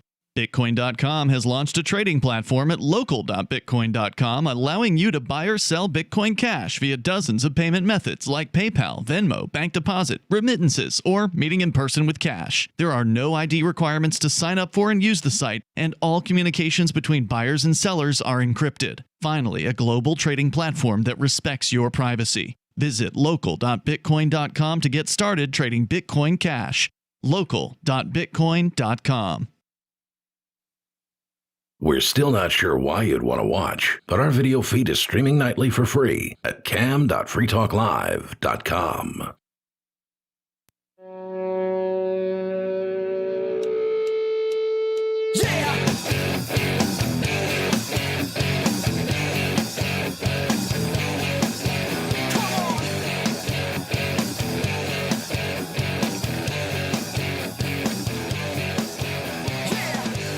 And we're back. Free Talk Live. Your chance to call in 603-283-6160. That's 603-283-6160. In the studio tonight, Tizai, Mr. Richie Rich, along with Matty Matt. And substitute Tyler, a.k.a. Oh, we're going back to that. The cat. I just had to mention it once. Okay. Or twice. I don't. Did I mention it at the top of the hour? You better be studying, Tyler. I swear to. Yeah, Tyler, we saw you sitting out on your porch earlier. And so you're, I'm just taking a break from my studying. So that best be true, pal. The question is, though, are you budget Tyler or luxury version Tyler? Oh, I'm definitely budget Tyler, if not like under budget Tyler. I might just be like, hey, Tyler couldn't make it. Can you grab the next guy off the street? Oh, look, it's the captain. Just call him DST, the Dollar Store Tyler. Dollar Store Tyler. DST, yes, thank you. Dollar Store Tyler is here. All right. So we're talking about the caller prior was bringing up transgender in sports. It diverged into a women competing with men in sports. Mm-hmm. And now we have Dan in California who wants to talk about this as well. Dan, you're on the air. Oh, thank you for taking my call. I love this topic. Me and my friends have been going about this round and round. And my question I always ask people who are critical of transgender athletes, he's talking about the weightlifting. Could he name one of the top 5 women weightlifters in the world? No. He probably couldn't. Nope. Probably, so this is a solution looking for a problem. Most people don't care about these sports until, oh my gosh, someone different might compete. Okay, now I care. Well, no, you didn't care yesterday. Don't care tomorrow. Don't let the government get involved in this either. This doesn't need government intervention. Let these private companies, one of them is the Olympic Committee, determine what they want to do. Now, if enough people like myself who agree with the captain or whoever said it, that I don't believe that women should compete with transgender athletes. It's not fair. That was not the captain. Completely not Captain fair. said everyone should compete with everyone and just let males dominate all sports forever in eternity. I didn't say that. I said let everybody compete. And that would lead to... Okay. But that's not fair. And I believe in fairness. But if I How believe is it's it not fair then to I let don't know. everybody compete? How is that not fair? What if there's a midget in Zimbabwe who can run faster or pole vault better or do the shot put or throw a discus or huck a football or whatever that nobody has ever discovered, who's not given the chance to compete ever anywhere because he's a midget in Zimbabwe? Is it fair for him not to be allowed to compete just because it's a dude and a midget who's from Zimbabwe? No, it's not. I'm pretty sure if he was that good, he would be competing. Captain. You asked a great question earlier about, look at the history of all the sports and how they're all males. All the champions are all males. And you say that doesn't have anything to do with the future, but I disagree. History is prologue to the future. And I guarantee you, if women were allowed to compete with men, and which I don't think they should be able, or let me put it like this, I don't think I wouldn't watch a sport where men were allowed to compete with women. It just wouldn't be me. They shouldn't be banned by the government agency again. I totally watch, by the way. Customer. I'm beyond the age of competing in anything athletic, but like I would totally watch a bunch of young women and young males competing for something. You know, the punt, pass, and kick, thing that they put on every year. Something. You know what I mean? I would totally watch. I just disagree. I just think it's not fair to women. And there are girls out there who are trying to get scholarships for sports, to go to college for free, to go to teams for free. Now, should they be competing against people who were born as men? Absolutely not. Absolutely not. So, in my opinion, who am I? One of the questions, one of the topics that came up during the break, Dan, was the fact that there might be a female out there that is able to compete at the same level as the men, right? Like if we're talking whatever sport we're talking about, she can drive just as far from the men's tee as the men can, so she doesn't need to stand at the women's tee. She can kick a football further than most guys. Should she be allowed to breach that gender divide and participate with the men where she has proven she can compete? Okay, that's a loaded question, and I appreciate it. Thank you so much for challenging me. So I would go back to, I would leave it up to the agency who owns the sport. So if it was the NFL and the NFL wants to allow a female kicker in, absolutely. Go ahead. Okay, so didn't she just have to compete against a bunch of dudes to get that position? So then if that's the case, then what's the difference between an NFL team hiring a female kicker and an NFL team hiring a female defensive lineman or a quarterback or a wide receiver? Okay, I have a question. And I know it's not fair to ask a question when asked a question. And Captain, I apologize because I hate when people do that to me. But I have a question. Or do you? Can you name a species of animal where the female is as strong or stronger than the male? Pragmantis. Seahorses. Spiders. I'm gonna go with lions. A lion is not as strong as strong as a male. A seahorse female is not as strong as a seahorse male. Yeah, I don't know any of this for a fact. I'm just making things up. Yeah, I'm like maybe lions are stronger female-wise than male-wise. I am an expert. Yeah. I said praying mantis and spiders. I'm only an expert at smoking weed, so I'm guessing myself. So I don't know. I'm not saying that the results aren't going to be somewhat predictable. What I'm saying is that it is wrong to prohibit somebody from attempting to compete based on whether or not they got a penis. I want to say you're kind of moving the goalpost a little bit because your earlier position seemed to indicate that they would be forced to compete. The women would be forced to compete with the males. No, I don't advocate force in any way, shape, or form. Well, but not in the aggressive force. But if you're saying like we're only going to have one group of athletes competing, then if you enter that competition as a male or as a female, right, you compete as one group, and we're all saying that males will dominate that, and the females will no longer wish to compete because they cannot for the most part. And you're saying, well, if there's a female that wants to compete with the men, right, this is where I think you're moving it, that she should be allowed to, I think that's a different. I think that's a different anybody argument. who wants to compete in any sort of human sporting event should be allowed to. Don't care what your nether regions say about you. If you are an athlete who is capable of competing, you should be allowed to compete at whatever your specified position of whatever sport is. So let's go back to the Olympics. Let's go back to the Olympics. Thank you for the call, Dan. Let's go back to the Olympics, and then we'll come back to this. Okay.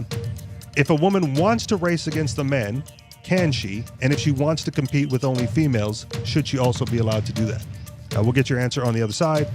Free Talk Live, 603-283-6160, 603-283-6160.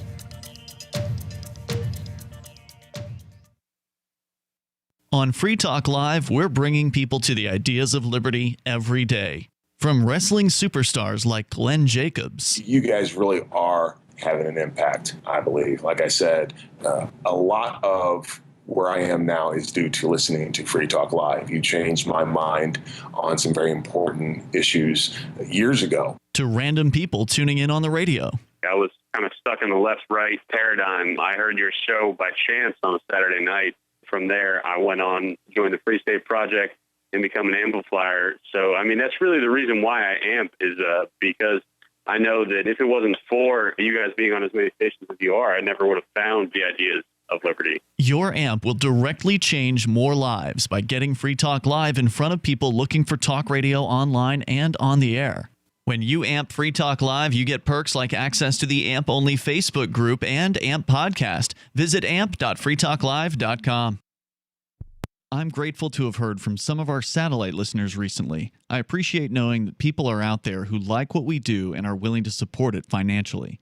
LRN.FM's free-to-air satellite feeds blanket most of 2 continents. It was my goal to put our channel there so people without internet could receive our programs and feed pirate radio stations. We started a fundraiser on Patreon a few years ago to back the satellite channels. I recently announced that I was considering canceling the feeds, and donations increased from 15 to 20% of our costs, which are around $1,000 per month. That's a good start, and to incentivize more contributions, the Shire Free Church will be matching every dollar. Can we reach $500 per month? With your help, we can. You can join our satellite fundraiser for just $2 a month at fund.lrn.fm. If we raise enough to keep both of the channels on the air, awesome. If we raise more, I'll add more channels. If not, we can shut them down and go internet only. It's up to you. Thank you for your support. fund.lrn.fm. I'm a little obsessed with My Magic Mud. Several years ago, I met Jessica Armand, the founder and CEO of My Magic Mud, and I didn't even know my teeth were coffee stained. A week's worth of use convinced me, and now I use it every 3 or 4 days. It's clinically proven to whiten teeth, and I think it cleans better, too. My Magic Mud's available at most local health food stores, Sprouts, Natural Grocers, CVS, Walmart's Natural Beauty Aisle, but I can get it for you for 20% off with coupon code FTL20 at mymagicmud.com. FTL20 mymagicmud.com. What if you want to hear the latest episode of Free Talk Live, but all you have is your phone, you forgot to download our archive, and you have no data connection? You can call our Listen line at 641-793-0191. That's a long-distance number, so you may incur charges. If not, listen as long as you want. 641-793-0191. The Free Talk Live Listen line, 641-793-0191. The Free State Project has reached its goal of 20,000 liberty lovers who've pledged to move to New Hampshire and get active to achieve liberty in our lifetime. Perhaps you're trying to figure out what part of New Hampshire should be your destination. If so, consider Keene. You'll find more than 150 reasons to move to Keene at move.freekeene.com. Keene is famous for its historic, publicity-generating activism, as well as being the liberty media capital of the world. It's home to freekeene.com, New Hampshire's destination for liberty activism, news, and opinion. For years, we've been compiling over 150 reasons to move to Keene at move.freekeene.com, where you'll learn about some of what's happening here and what makes Keene a great place to live. If you love liberty, you'll probably enjoy anywhere you end up in the Shire. But do your due diligence first. Please visit move.freekeene.com for the full list of over 150 reasons to move to Keene. That's move.freekeene.com. Yep, we still do email. Drop your email address in the entry box at freetalklive.com, and you'll be kept in the loop with Free Talk Live.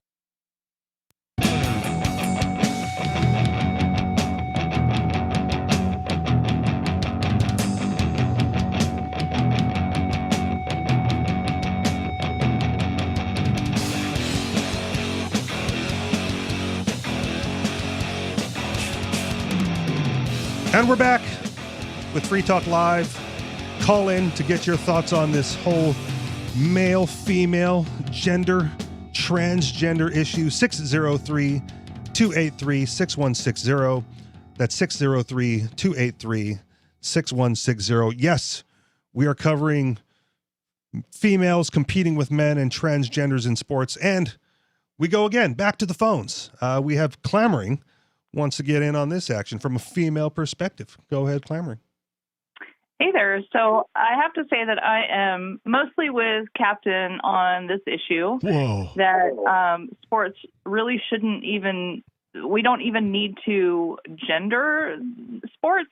Like, everybody should just compete on a level playing field and kind of like let the chips fall where they may. We already know where those chips fall. No, They I don't fall mean on to- men dominating sports. I don't and mean to women not being able interrupt or compete. anything here, but like for some reason, I remember up until maybe 5th grade, right? Like in school, in public school, we would do like floor hockey in the gymnasium or some other like group sport, kickball, Intergender whatever. kickball. And it was all male and female. Didn't matter. Somewhere along the 5th or 6th grade comes along that like, oh, Puberty. suddenly, well, okay. But suddenly now, for whatever reason, men and women must be separated in their physical conquest. Because testosterone kicks in, men get bigger, men get stronger. Women don't get there at the same rate necessarily So? ever. And therefore you separate. Why? Let me I just interrupt told you there. why. Let me interrupt you there, because I think it's a little bit BS to automatically assume that women are automatically going to lose. At the elite Agreed. level, I will allow for statistical anomalies. I will say that anomaly approaches zero. And how do you find out if somebody gets to the elite level? They have to be allowed to compete at the junior level. Understood. And this is where I think you're making two arguments, Captain. You are making the argument that I'm making a consistent argument. And maybe that leads to both things that you think are two arguments.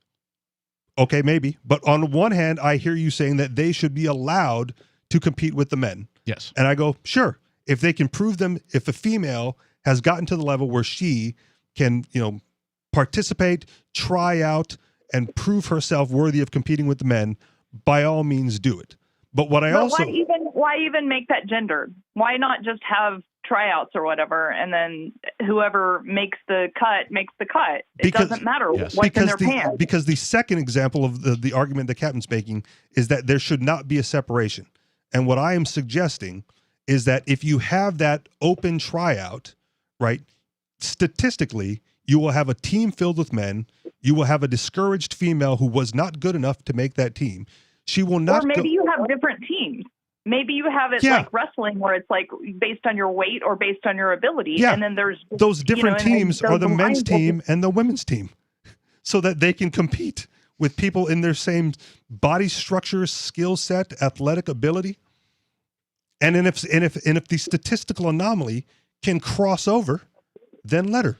Right, there were college football kickers. I joined like Little League baseball in, I don't know, maybe around the same time, 5th or 6th grade, right? There was no gender qualification. You could be male, you could be female. I played baseball with a female. I went out and I tried out, and why I made the team, I was on the low end of the team. There was this kid, Miles, who was obviously gifted, and there was this girl, I think her name was Jenny, or perhaps it was Lisa. Wait, I think it was Lisa. Jenny. And at any rate, like, she was the number 2 below Miles, right? In the ability to like hit a ball, like we were all hitting off tees and like catching, Sure. hitting lobs from like the softball throws and that kind of a thing. But like, I mean, she was probably the number 2 gifted athlete at this particular form of Little League baseball. Now, what does that mean in the grand scheme? Probably nothing. Does that mean she's going to go on to have an elite career in the Major League Baseball? MLB? Thank you. The 3-letter acronym for MLB. Does that mean no? But how do we know? How do we know? Unless, like, if she isn't given the same opportunity to compete as this kid Miles was, how do we know that she's not going to go on to have a career as an MLB person?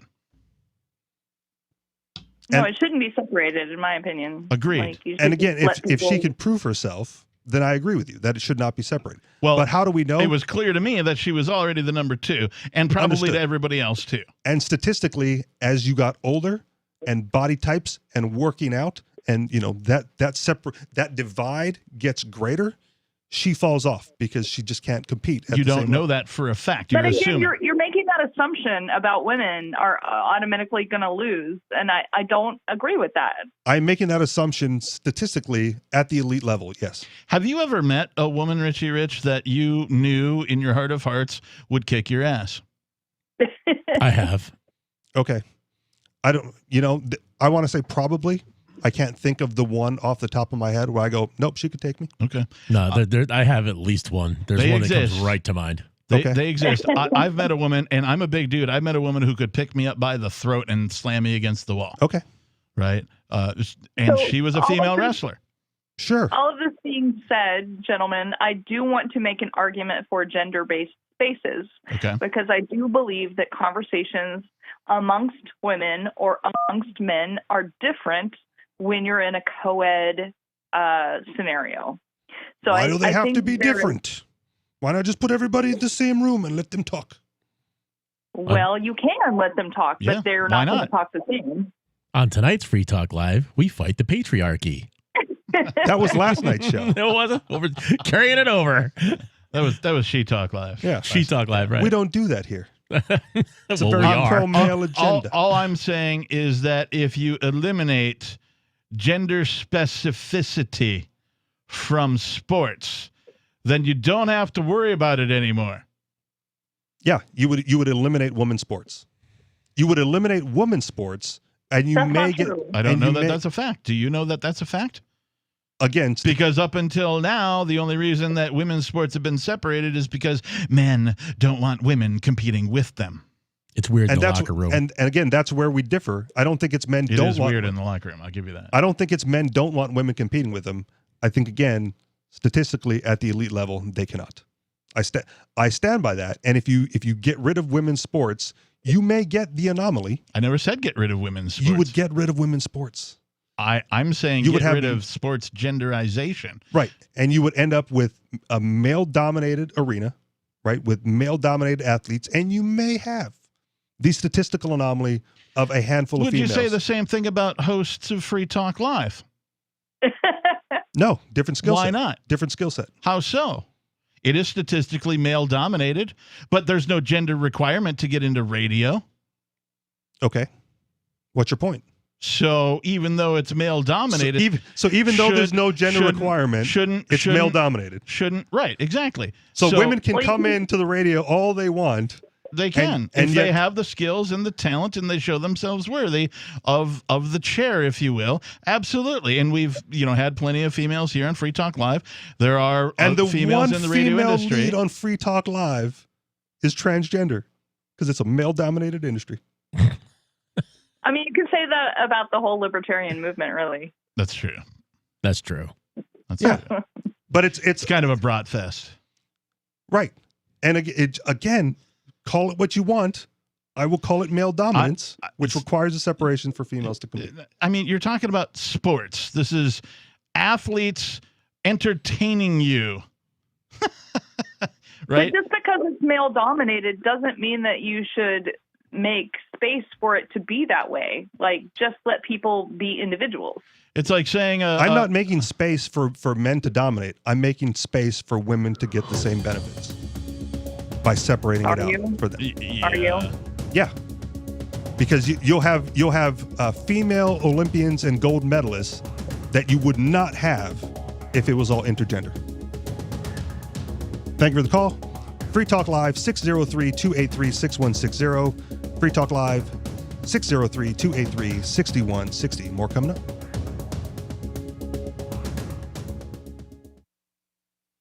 This is Michael Dean from the Freedom Fiends. I've run websites since 1996 and have used over a dozen web hosts in that time. AgristHosting.com is the only one that hasn't broken my heart. Agrist Hosting's uptime and service is stellar, and their DDoS mitigation is the best I've seen. That's important because if you tell the truth in this world, you'll ruffle feathers. And some people will try dirty tricks to silence your voice. No matter what the haters hit us with, Agrist Hosting keeps our websites online. If you have a mission-critical commercial presence or a world-changing activism site, you cannot tolerate any skullduggery. So go with agristhosting.com. Have a WordPress or blog site, but you're not satisfied with performance or uptime? Or just want raw hosting? Want to pay with Bitcoin? Agrist Hosting specializes in high-performance hosting with personalized service. Go to agristhosting.com and click on the button that says Get Hosted. That's agristhosting.com. There are basically two types of advertising, direct response and branding. Radio's great for direct response with its low cost to listener ratio, but audio can't be beat for branding, which is a longer term endeavor. You want to be the first thing that someone thinks of when they think about your product or service. If you have a local business that you want kept top of mind in your community, call the station. If you need national reach, Free Talk Live's got around 200 radio stations, millions of monthly listening sessions, can suit all budgets, and if we don't think we're right for you, we'll tell you. Email me, mark@freetalklive.com. Tired of cancel culture? Sick of mega tech corporations holding an axe over your head? Join the LRN.FM Matrix chat server. It's self-hosted, so no one else can tell us what to do or say. Don't like the existing channels? You can make your own. You can even connect into some of our channels from other Matrix servers. It's federated. For the full LRN.FM Matrix experience, though, you should join our server via the step-by-step instructions at chat.lrn.fm. chat.lrn.fm.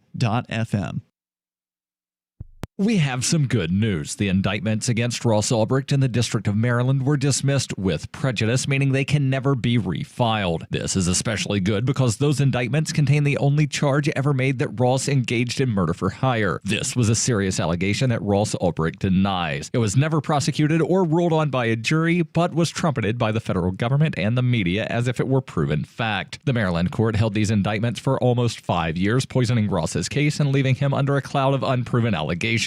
As explained in Ross's appeal to the Supreme Court, the fact that the judge used these allegations to give Ross a draconian sentence of double life without parole violated his Sixth Amendment right to a jury trial. Judges are required to issue sentences based on convictions decided by a jury, not unproven allegations never even charged at trial. Although this is a positive development, the dropped indictment will not set Ross free. Now, a presidential pardon is Ross's only hope of freedom. Sign the petition at freeross.org. freeross.org. Some of you asked, and now we've delivered. LRN.FM's live Keene, New Hampshire studio shows are now streamed in HD on Twitch. Visit our channel at twitch.lrn.fm and give it a follow. If you have Amazon Prime, you get one free subscription on Twitch. If you use it on our channel, Twitch will give LRN.FM a monthly piece of your Prime subscription cost. So please watch, follow, share, and subscribe to twitch.lrn.fm. That's twitch.lrn.fm. Looking for a great real estate investment? Consider New Hampshire, which is ground zero for the Liberty Movement. Your first call should be to Mark Worden from Porcupine Real Estate. He's more than just a real estate agent. He's your New Hampshire concierge. Where are the best places to live? Do you want farm, city, the burbs, or forest? Do you want a duplex or multifamily building so that renters pay your mortgage? There are homes in all price ranges in New Hampshire, and Mark can help with financing too. Invest in liberty and property. Mark Worden can help. PorcupineRealEstate.com.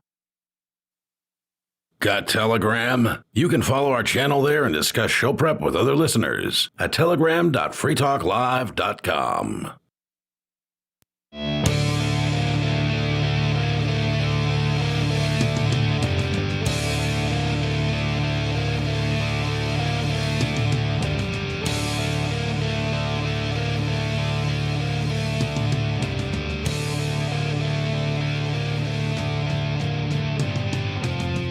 And we are back.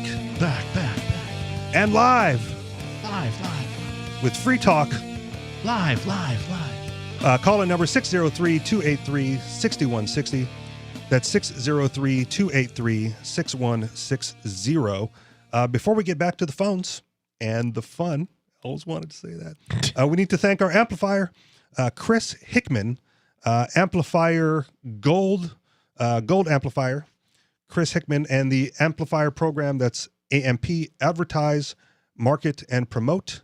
Free Talk Live. If you want to help us spread the ideas of freedom and liberty, is at amp.freetalklive.com. Go there, check out the tiers. You don't have to be a gold amplifier.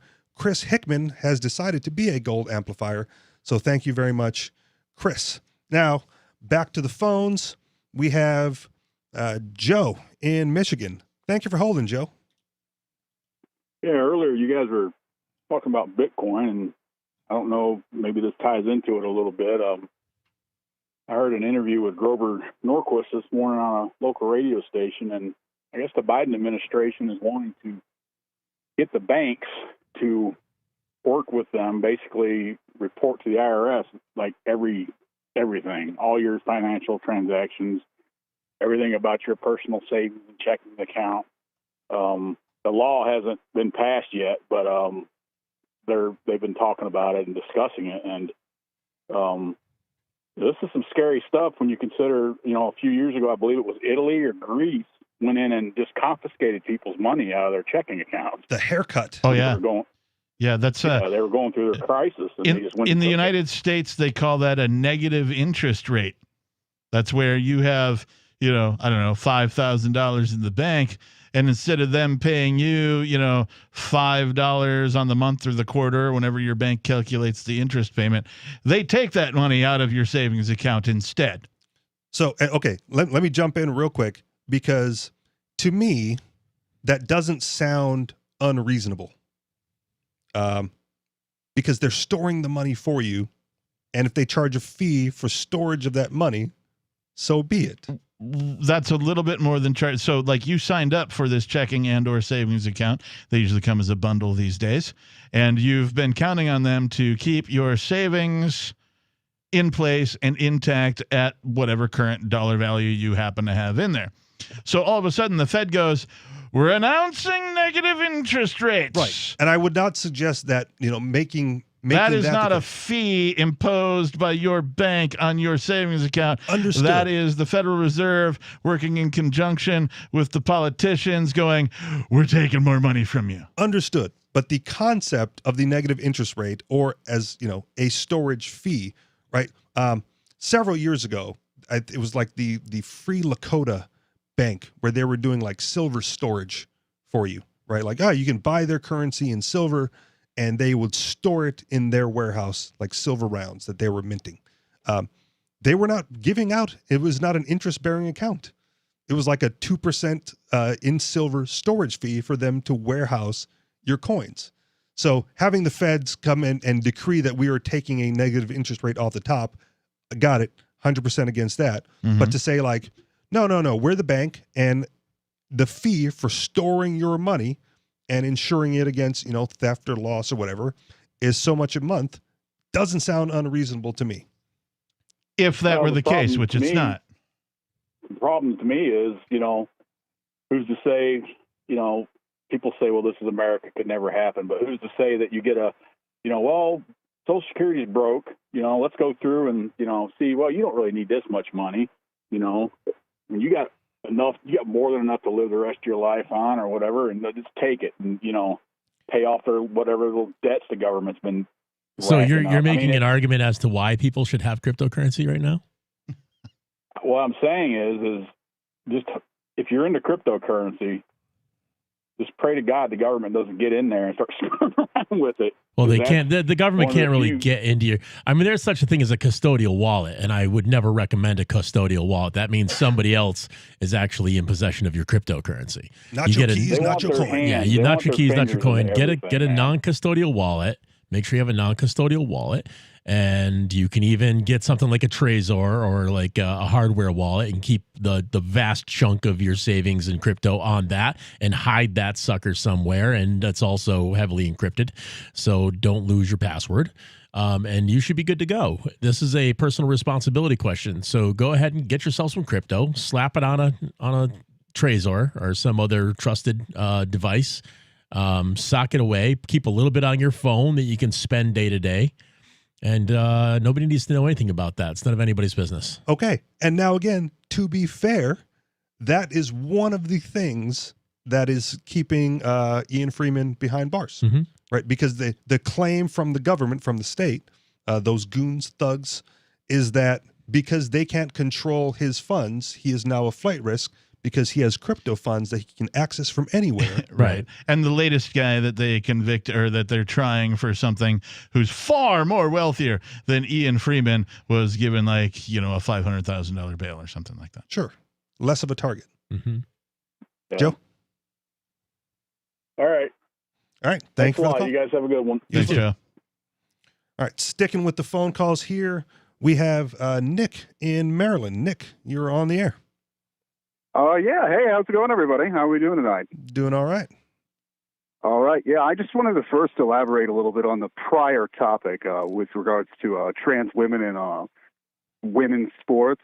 I definitely am in lockstep with the captain on that one because you had the situations like the Army Rangers where you actually had a female rise up and they competed there and they actually did win, Okay. And then you also had the Marines who, when they started letting in females, had to lower their physical fitness standards. They didn't have to. They chose to in order to allow more women to get in, because at the current standards, right, women were not going to get in. That is true. I mean, but without the opportunity to compete, right, this person... They were given the opportunity to compete. They failed to meet the minimum requirements and then had the standards lower to accommodate. Are you certain that they were given the opportunity? Yeah, because they said women can come in, and then they went... No. So you're saying, if I'm hearing you correctly, you're saying women can come in and they lowered the requirements at the same time. Not at the same time. They said women can come in. No women were passing the low physical standards set for, or the minimum physical standards set forth by the Marines. And then in order to, accommodate more women wanting to become Marines, they lowered the standards. We're talking about a government agency too. So it doesn't matter. Nick? Well, what I also wanted to say real quick is more so to the other guy's credit, the other host. There is a bit of a sort of difference in men and women as far as bone density goes. I think for general sports, stuff like that, like tennis and, golf, of course, I think men and women should be able to compete together if they want to. Bowling, darts, billiards. Bowling, darts, stuff like that. Yeah. But just with like the more physical contact type of sports, stuff like football and, something like, I don't know. I mean, the original topic was the Olympics. I don't really think it'd be very good, but at the same time, I'm all for it. If they want to do that sort of thing, they're more than welcome. I actually had a drama teacher, and she had an issue with her fingers where she'd be able to like bend them up and up and down and in all kinds of different directions. Was she all dramatic about it? Well, not really, but you see, what was really great though is that she was really into karate, and she was really good at it too. She actually did compete with a lot of other men, and she actually rose up pretty high, at least from what I had been told. That's just anecdote. I mean, I don't know, but yeah, and again, I concede that you will always have anecdotal evidence. What you will not have is a standard deviation or two from the mean, right? Of women equaling men at the elite level. Well, yeah, I mean, I definitely think that sport.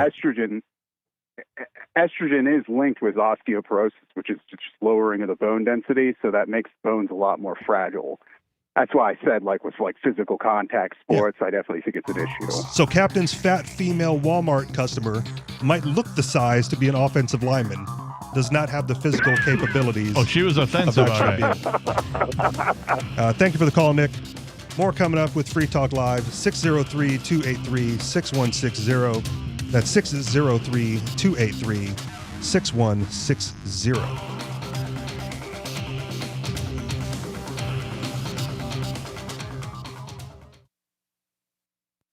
So you've heard all 3 hours of the latest episode of Free Talk Live, and you're still hungry for liberty-oriented audio content? Did you know that we have another 24/7 audio stream at LRN.FM? The Liberty Radio Network airs the latest episodes of some of the best liberty-oriented podcasts on the internet around the clock. In addition to recorded content, you'll also hear live shows like Free Talk Live, originating from our Keene, New Hampshire studio. So listen anytime at LRN.FM. That's LRN.FM. Do you feel like your nation, state, or community no longer holds your values? Have you dreamt of a place where people agree that liberty is important and are free to pursue their projects so long as they respect the property of others? There are many people just like you that are discovering freeprivatecities.com. Their social media links are at the upper right of the page at freeprivatecities.com. All skill levels will be needed when the first of the Free Private Cities opens. It's sooner than you think. Stop arguing and build. freeprivatecities.com. Are you tired of governments murdering people around the world? Stop using their money. There is an alternative. Bitcoin is a stateless, free market, non-political currency. Bitcoin cannot be inflated or controlled by any government. By using their money, you are helping the state. You have an incredible alternative available now. Learn it, use it, spread it. Get started with Bitcoin at Bitcoin.com. That's Bitcoin.com. If you want to know the latest about Free Talk Live before we go on the air, all you need to decide is how you want it delivered. It's your choice. Visit news.freetalklive.com to receive our usually weekly news updates by email. Plus, we have a Twitter account at twitter.freetalklive.com, and you can follow us on the decentralized Mastodon platform at toot.freetalklive.com. So please follow us at toot.freetalklive.com and sign up for our emails at news.freetalklive.com. You're listening to the live edition of Free Talk Live. Hour number 3 is next after the news here on the Liberty Radio Network at LRN.FM. The president hits the road again. I'm Lisa Brady, Fox News. He's due in Louisiana next hour to visit a bridge in Lake Charles and a water plant in New Orleans, part of his push for trillions of dollars in new spending on both traditional infrastructure and an expanded definition. Meantime, lawmakers are making their own pitches for billions of dollars in projects for their districts, as proposed earmarks. Many of these have multi-million-dollar price tags that will cost a lot of taxpayer money, but here are some of the more unique projects being requested. $742,000 for a program that features inclusion and healthy discussion around difficult issues such as racism and gender discrimination and cultural bias. Over $436,000 for a meditation and restorative yoga program in New Jersey. $3 million in one district for a smartphone app to track a bus's location, and $1.8 million for LGBTQ affirming professional Medicare in Virginia. Fox Business's Hillary Vaughn on the Hill. An Army trainee in South Carolina faces charges including kidnapping for hijacking a school bus at gunpoint. Sheriff's officials say he had run off from Fort Jackson with a rifle and wanted to ride to the next town, eventually letting the school kids and driver go and then driving the bus himself before abandoning it. He was spotted and arrested by deputies a short time later without incident. Schools across the country are reopening, but many families are still opting for at least some remote learning. An education department survey taken in March and released today shows 54% of the nation's public elementary and middle schools have reopened classrooms. At the same time, 40% of children continue to learn at home. 20% of families have opted for a hybrid schedule with time in the classroom and at home divided. Fox's Rachel Sutherland, the U.S. education chief, highlighting racial disparities, says more must be done to reach all students. America is listening to Fox News. Are mobile devices key to your business operations? Security, analytics, content distribution, and it all must be done remotely. Keeping track of everything is impossible, right? Actually, it isn't. The SOTI One platform gives you total visibility into your entire fleet of mobile devices. Manage and support your devices. Analyze data. Even create apps in minutes. With SOTI, you don't need siloed solutions to run your mobile ecosystem. Visit SOTI.net/Fox for a free trial for Fox News radio listeners. That's SOTI.net/Fox. America's top diplomat goes to Ukraine and promises U.S. support against Russian aggression. Meeting with Ukraine's president, Secretary of State Antony Blinken promised continued American support. We look to Russia to cease reckless and aggressive actions. After years of tensions with Russia, Ukraine wants to join NATO. Blinken stopped short of commenting on that ambition. We'll continue to strengthen our security partnership in close collaboration with you to make sure that Ukraine can defend itself. He also urged Ukraine to work on threats from within, with a focus on corruption. In London, Simon Owen, Fox News. A campaign funded by the broadband industry may have stacked the deck in support of repealing net neutrality. The New York Attorney General's office says in a new report that millions of fake comments in support of repeal were submitted in 2017 after the industry had sued to stop those Obama-era rules. A New York City boy has all the SpongeBob popsicles he could ever eat, thanks to a whopper of an Amazon order. We've all been there. You get a craving for something and it's off to the internet to order the thing you've just got to have. 4-year-old Noah from Brooklyn did just that. He really loves his SpongeBob SquarePants popsicles and somehow ordered more than $2,600 worth of them from Amazon. That's 51 cases containing 918 popsicles, and Amazon wouldn't take them back. Join liberty-minded voluntarists, anarchists, and libertarians from June 28th through July 4th for ForkFest 2021 at Rogers Campground in the beautiful White Mountains of New Hampshire. ForkFest happens the week after the Porcupine Freedom Festival, and ForkFest is decentralized, which means no one is in charge. That also means there's no ticket cost. Just reserve your camping, RV site, or motel room with Rogers Campground for June 28th through July 4th. Where better to celebrate Independence Day than around other freedom-loving activists in the Shire? You can relax and enjoy the camaraderie of like-minded people, or you can create whatever experience or event you'd like others to have. If you're planning an event for ForkFest, be sure to let others know in advance. You can connect with fellow ForkFesters via the unofficial Telegram chat or the ForkFest forum. Links to those are on the unofficial website, forkfest.party. Mark your calendar for June 28th through July 4th, 2021. We'll see you at forkfest.party. They started with Google Glass, and now the engineers behind Google have created a new body part to strap gadgets onto. They're calling it the flange, and the new synthetic skin appendage fits between the shoulder blades into a flat surface capable of holding a wide array of new gadgets for Google to hawk to consumers. While unveiling the innovation today, Google CEO Larry Page said, quote, "The possibilities for the number of completely pointless gadgets to strap, bind, and stick to your body are now endless." Early adopters are already raving about the synthetic body part. It overheats and burns my skin pretty bad when I have it on, but I'm really getting to like it. I'm actually thinking of getting a second one installed. Critics are cautioning the tech world to not hail the flange as an achievement yet, since several users have reported problems with the device permanently grafting to their spinal column if worn overnight. Coming up next, Doritos unveils new e-Doritos that come in JPEG form whenever you're hungry. This is the Onion News Network.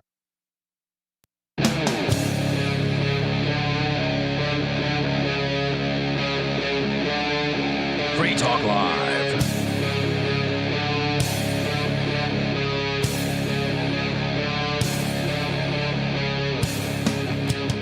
And we're back. Hour 3? Are we there already? We are. Of Free Talk Live. Who knew? Of the Thursday night edition, 603-283-6160. That's 603-283-6160. Sitting in the studio tonight, it's I, Mr. Richie Rich, along with Matty Matt. And the Captain. I don't know why we're repeating our names twice. Because I started it. I'm Richie Rich. He's Matty Matt. I can't be Captain. That just doesn't sound right. I went Captain, but whatever. The first show Richie Rich and I did together, I just kind of piggybacked on him, and there it was. When he's not here, I probably won't do that. Tyler. And why not? T-E-T. And I think I actually typed it in the show notes as that. I'm like, well, Richie Rich and Matty Matt, why not? Nice. So that was the thing. Do we want to carry on this discussion? Because we talked about it basically all through the break there. We had a topic earlier. We did. So I'm going to throw it out. I'm going to throw it to you then. If we can continue the transgender women in sports, or we can get back on track and landlords and the CDC. Let's talk about the landlords and the CDC Circling because back. Even the dysfunctional results of the policy aside, the CDC, this is from FEE.org, by the way. And we're like 2 hours away from where we started this conversation. Yeah, so you're going to have to backtrack this a little is bit talking about a federal judge just struck down one of the CDC's most blatant power grabs. The unelected bureaucrats at the CDC have the power to unilaterally commandeer rental properties nationwide, or at least they did until yesterday, when a federal judge ruled that the CDC's so-called eviction moratorium is illegal. And so back in September, the CDC issued a mandate that landlords could not evict non-paying tenants in most circumstances. And this is outside of the article, due to COVID, right? This was their excuse. Because of COVID, you can't evict anybody anymore. Well, and again, this is a problem that the government created, and then this is the government solution to the problem. Absolutely. Right? Why, the Hegelian dialectic. Right. Why do they need to prevent evictions? Because renters aren't paying rent. Well, why aren't renters paying rent? Because they weren't allowed to go to work. Right. And they were told they didn't have to. Right. Yes. And told they were getting money to be able to take care of them, which of course came far too little and far too late. I don't know anybody who can pay 6 months worth of rent on, say, $1,400. Oh, but boy, did they spend it when it got there. Oh boy, did we're they going ever. shopping. So landlords who violated this order faced potential penalties up to $100,000 fine and a year in jail. In doing so, it essentially permitted renters to occupy their landlord's property indefinitely without payment. This wrought havoc on the rental market and financially ruined many middle and working class landlords. Which don't exist. Only the rich ones. But even setting the dysfunctional results of the policy aside, the CDC was always relying on razor-thin legal justification for its mandate.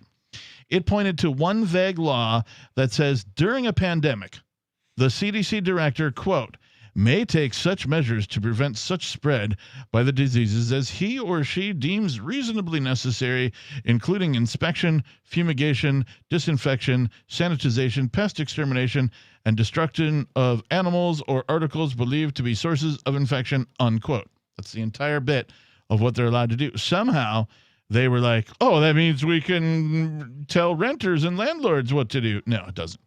So what's going to happen now that this eviction moratorium is lifted? You have all these renters who thought they were protected, who owe all this back rent, right? Because that wasn't part of the deal. It wasn't like, the eviction moratorium was there, but it wasn't a rent moratorium. We've got barking spiders here at Free Talk Live. Coconut's got an opinion. Can we get that door shut all the way then, please? Just like last night. Well, according to the article, the legality of using this one narrow provision to commandeer the national rental market was always highly suspect. Judge Dabney L. Friedrich wrote in her Wednesday ruling, striking down the moratorium, that the CDC's logic would mean that so long as the Secretary of the Department of Health and Human Services can make a determination that a given measure is necessary to combat the interstate or international spread of a disease, there is no limit to the reach of this authority. Clearly, she says, that is not authorized by the law's text and was not Congress's intent during its passage. And so, just from that alone, man, I mean, like, well, when the CDC came out and said that, I'm like, who the F are the CDC that think they can tell landlords and that type of thing, like what they can and cannot do? I don't understand where the hubris comes from this particular organization to go, yes, we are the all-willing and all-knowing and all-powerful CDC, and we say that landlords can no longer evict anybody for non-payment. So like we said at the top of the show, you have these unelected bureaucrats in these three-letter government agencies, and they're the ones with the control. They're the ones with the true power over your daily life. And what can they do to seek more power and more control is what they're going to do. So you got the CDC, who all of a sudden everyone was looking to assist, to give guidance under this pandemic. And they see a little bit of power over here, and we'll just take that along with us.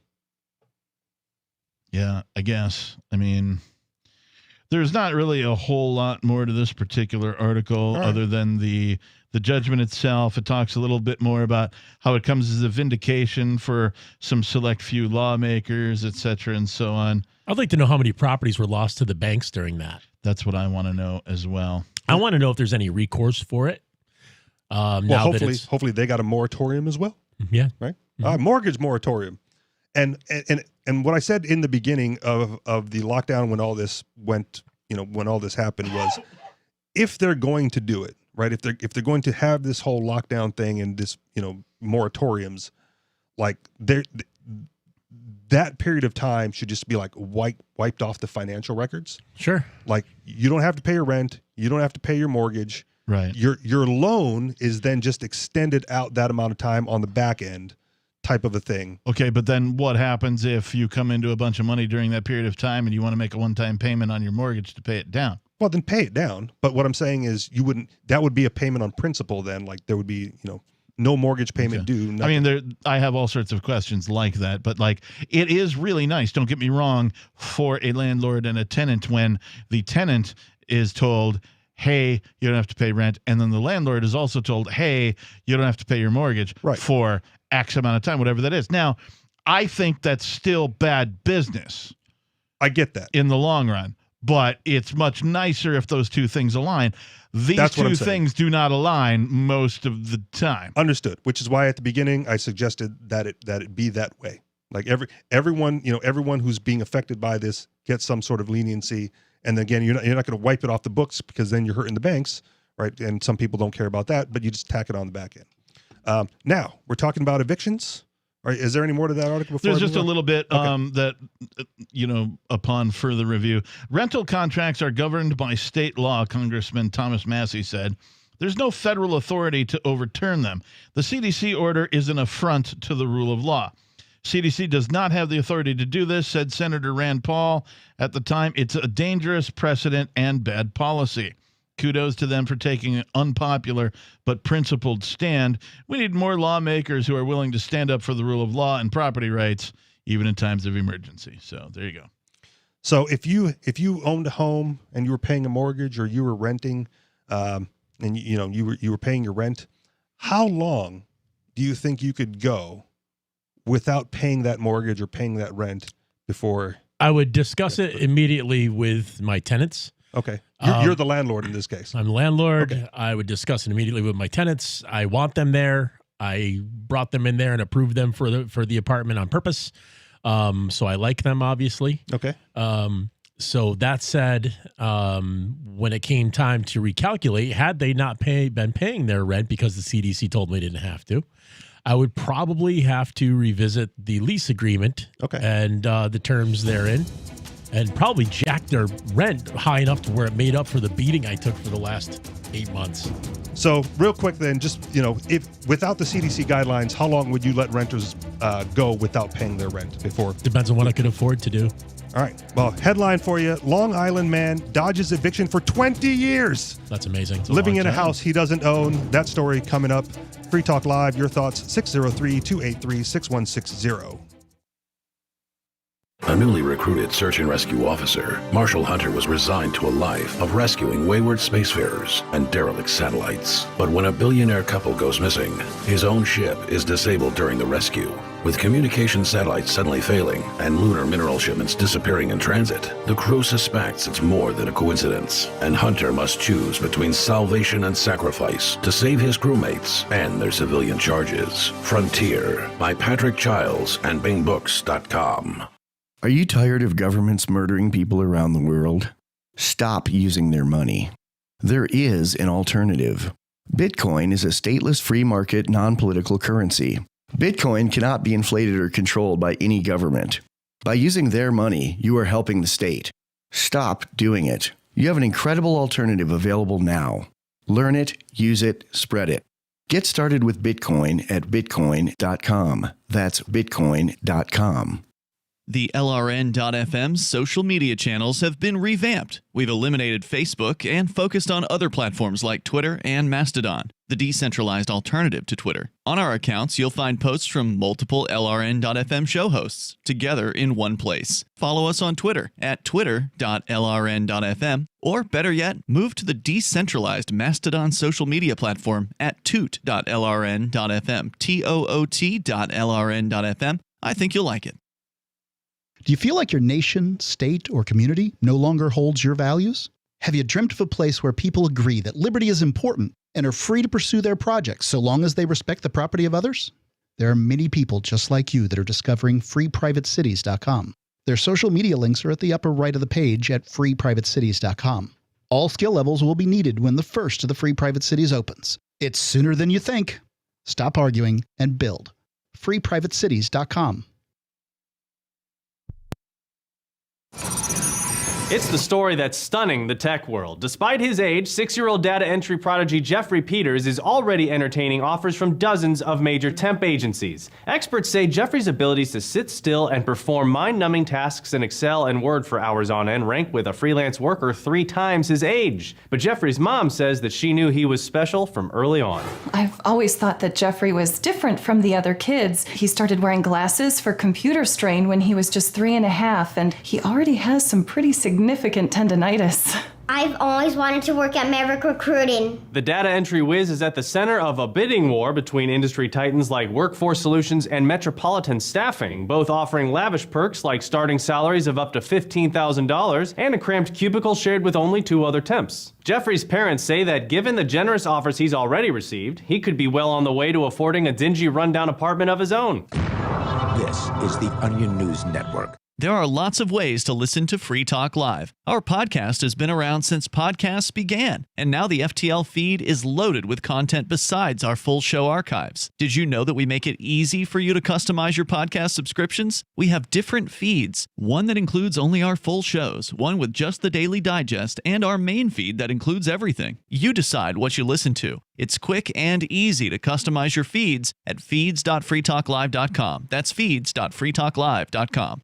So you've signed the Shire Society Declaration and are planning your move to New Hampshire to be around more liberty-oriented people. Next, sign up for the Shire Society Forum at forum.shiresociety.com. There are a bunch of people there who are already in the Shire, and they want to meet you. If you're already in the Shire physically, you should also come by the forums. Remember, not everyone uses Facebook. New people are signing up for the Shire Society Forum every month, so drop in and say hello at forum.shiresociety.com. Do you appreciate what we do? Help us advertise, market, and promote for just $5 a month at amp.freetalklive.com.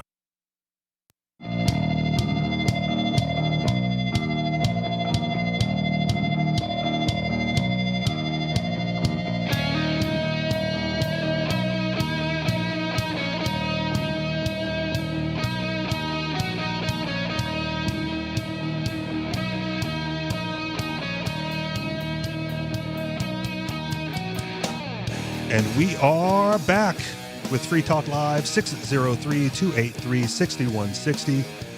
That's 603-283-6160. That is how you get your thoughts and opinions heard on the air. And what is it, close to 200, over 200 radio stations? Around 200. Around 200. So if you want your voice heard, that's the number again, 603-283-6160. And if you want to meet some of the hosts of Free Talk Live and in person, coming up is ForkFest 2021. Join other liberty-minded, voluntarist, anarchists, and libertarians from June 28th through July 4th for ForkFest 5 at Rogers Campground in the beautiful White Mountains of New Hampshire. ForkFest happens the week after the Porcupine Freedom Festival, but PorkFest is decentralized, which means there's no ticket cost and no one is in charge. All you have to do is reserve your camping site, RV site, or motel room with Rogers Campground for June 28th through July 4th. And there's no better place to celebrate Independence Day than around other freedom-loving activists in the Shire. You can find out more at the unofficial website, forkfest.party. You can also connect with other attendees there with the unofficial Telegram and the unofficial forum. You can find links to those at forkfest.party. We hope to see you there. Can you believe come and we're on party. our 5th Fork Fest? This is Fork Fest 5. This is kind of a debate between me and the captain because at some point it wasn't called Fork Fest. There was there's like a weird numbering issue. Somalia Fest. Yeah, Somalia Fest. But I don't know if whoever wrote this ad copy was counting that in the 5 or not. I don't know. It's been a bunch of like sub parties outside of Pork Fest. And if you remember Fork Fest 4, you were not there. 4 didn't exist. It's just a distant memory. All right. Back into this article. I threw out the question to you, Matt. How long would you let tenants go before, nope, As long as I can afford, it depends on what my bankroll looked like and what I could handle before the bank was actually going to take the property away from me and do whatever they would. But, as long as I could. Okay. I'd be 20 I don't want to throw people out on the street, especially if they're Okay. good tenants that I like. I want to be as lenient as I possibly can get, 20 years. No, not 20 years. 20 years. Long Island man dodges eviction for 20 years living in a house he doesn't own. No, that's just horrible. Okay. And to be fair, this will get into the article. I'll bury the lead just a little bit here. This was a mortgage payment to the bank. He was not renting from a low-income, moderate interesting. Landlord there. So was he just squatting? You could use that term. But he's squatting on his own mortgage? You could use the term, well, it's a mortgage that he was not paying. Was for it his 20 mortgage years. specifically? We'll get into it. Okay, And all it right. was. A Long Island man who only ever made one mortgage payment has deftly used the courts to stay in the house for 23 years for free, according to legal papers. Guramrit Hansbal, 52, has filed 4 lawsuits and claimed bankruptcy 7 times to avoid being booted from the 2,081 square foot East Meadow home he bought, quote unquote, for $290,000 in 1998. So far, it's worked. Seems high even for 98. This is New York, though. New York City, Oh, okay. Yeah, All right, Long all right. Island. So Okay, no longer seems high. and for 2,000 square feet also doesn't seem very large. Yeah, that's true. But considering location, there you go. So far, it's worked. 2 different banks and a real estate company have owned the 3-bedroom, 2.5-bath home since Hansbal was foreclosed upon in 2000, but Hansbal remains. Hansbal is not the only occupant of the home, leveraging the U.S. Bankruptcy Code's automatic stay rule, which gives debtors a temporary reprieve from all collection efforts, harassment, and foreclosures. Yeah, I think there's some conditions there, but I also think there might be something at play here with the newest, because 98 was pre-2008 before all these obviously that's how numbers work. reimagined mortgage rules came into play after the great debacle of 2008 with all the prime lending and whatnot going on. But they've made changes to say that if your mortgage is sold from one company to another, these 2 mortgage companies have to jump through some hoops to make it legit. And if it's not legit, you don't have to do a damn thing. Right. So I'm wondering if this plays into this story at all. We'll get into it. Okay. And I don't think it does the way you were thinking it does. Okay. All right. Moving on.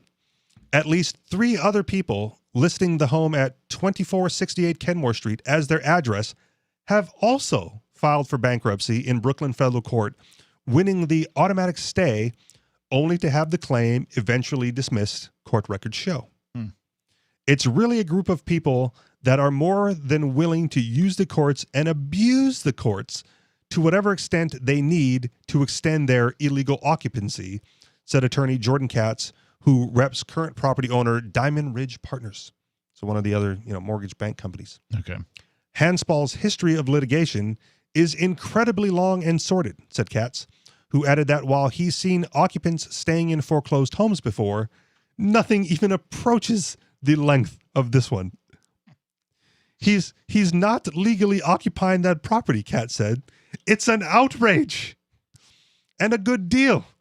Hansbal, who had an initial 7.375% interest rate on the $232,000 adjustable rate mortgage, likely saved himself upwards of $440,000 by not paying his bills. Save money now by not paying your bills. Effective right? No, I get it. It's still going on. Well, and the calculation that most folks are missing in their minds if they're listening to this is the interest rate calculation over that period of time. If you bought a $290,000-$300,000 house at that time and the interest rate, et cetera, and so on, you're going to end up spending something like $1 million on your house over the course of 30 Yeah, years. it's a variable interest rate he has too. Yeah. So. Yeah. And I don't know what interest rates are now. That one seems high to me. 7.6 does seem high. 7.375. Oh, sorry. Whatever.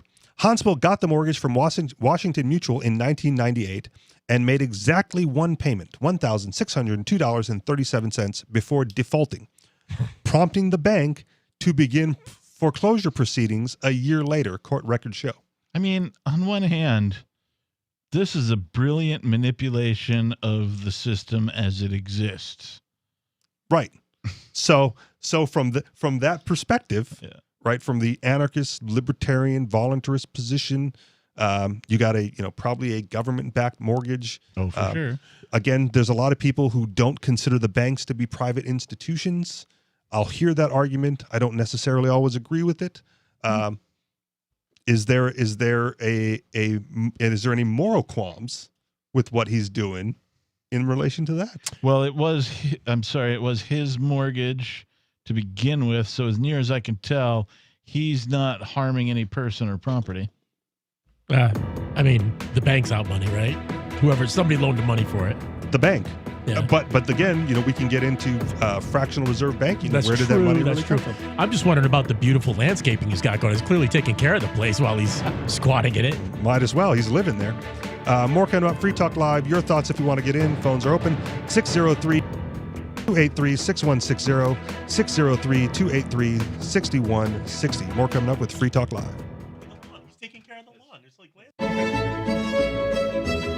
Carl Watner, longtime proponent of a voluntary society, died last December. You may have seen his articles published on his website, voluntarist.com, in his newsletter, The Voluntarist, the Mises Institute, or elsewhere over the last 40 years. His newest book, I Must Speak Out, Volume 2, The Best of the Voluntarist, is now available via Liberty Under Attack Publications. This 430-page second volume spans the years of 2000 through 2020 and includes articles by Carl Watner, Hans Hermann Hoppe, Carl Hess, Benjamin Tucker, George H. Smith, Lysander Spooner, Pete Eyre, Joyce Brand, and many others. I Must Speak Out is for the newly initiated, the veteran voluntarist, or anywhere in between. Buy the book now at libertyunderattack.com/voluntarist. For more great content on building a voluntary society and for Carl's extensive archives, check out voluntarist.com.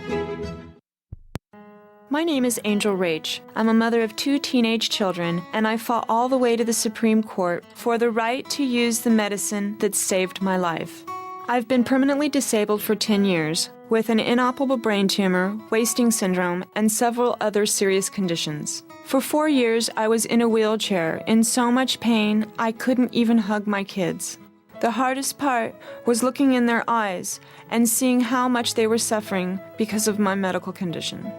The medicine that gave me my life back and gave my kids their mom back was cannabis, also known as medical marijuana. With medical marijuana, I can walk, maintain my weight, and I can be a mom. Without it, my doctors believe that I would die.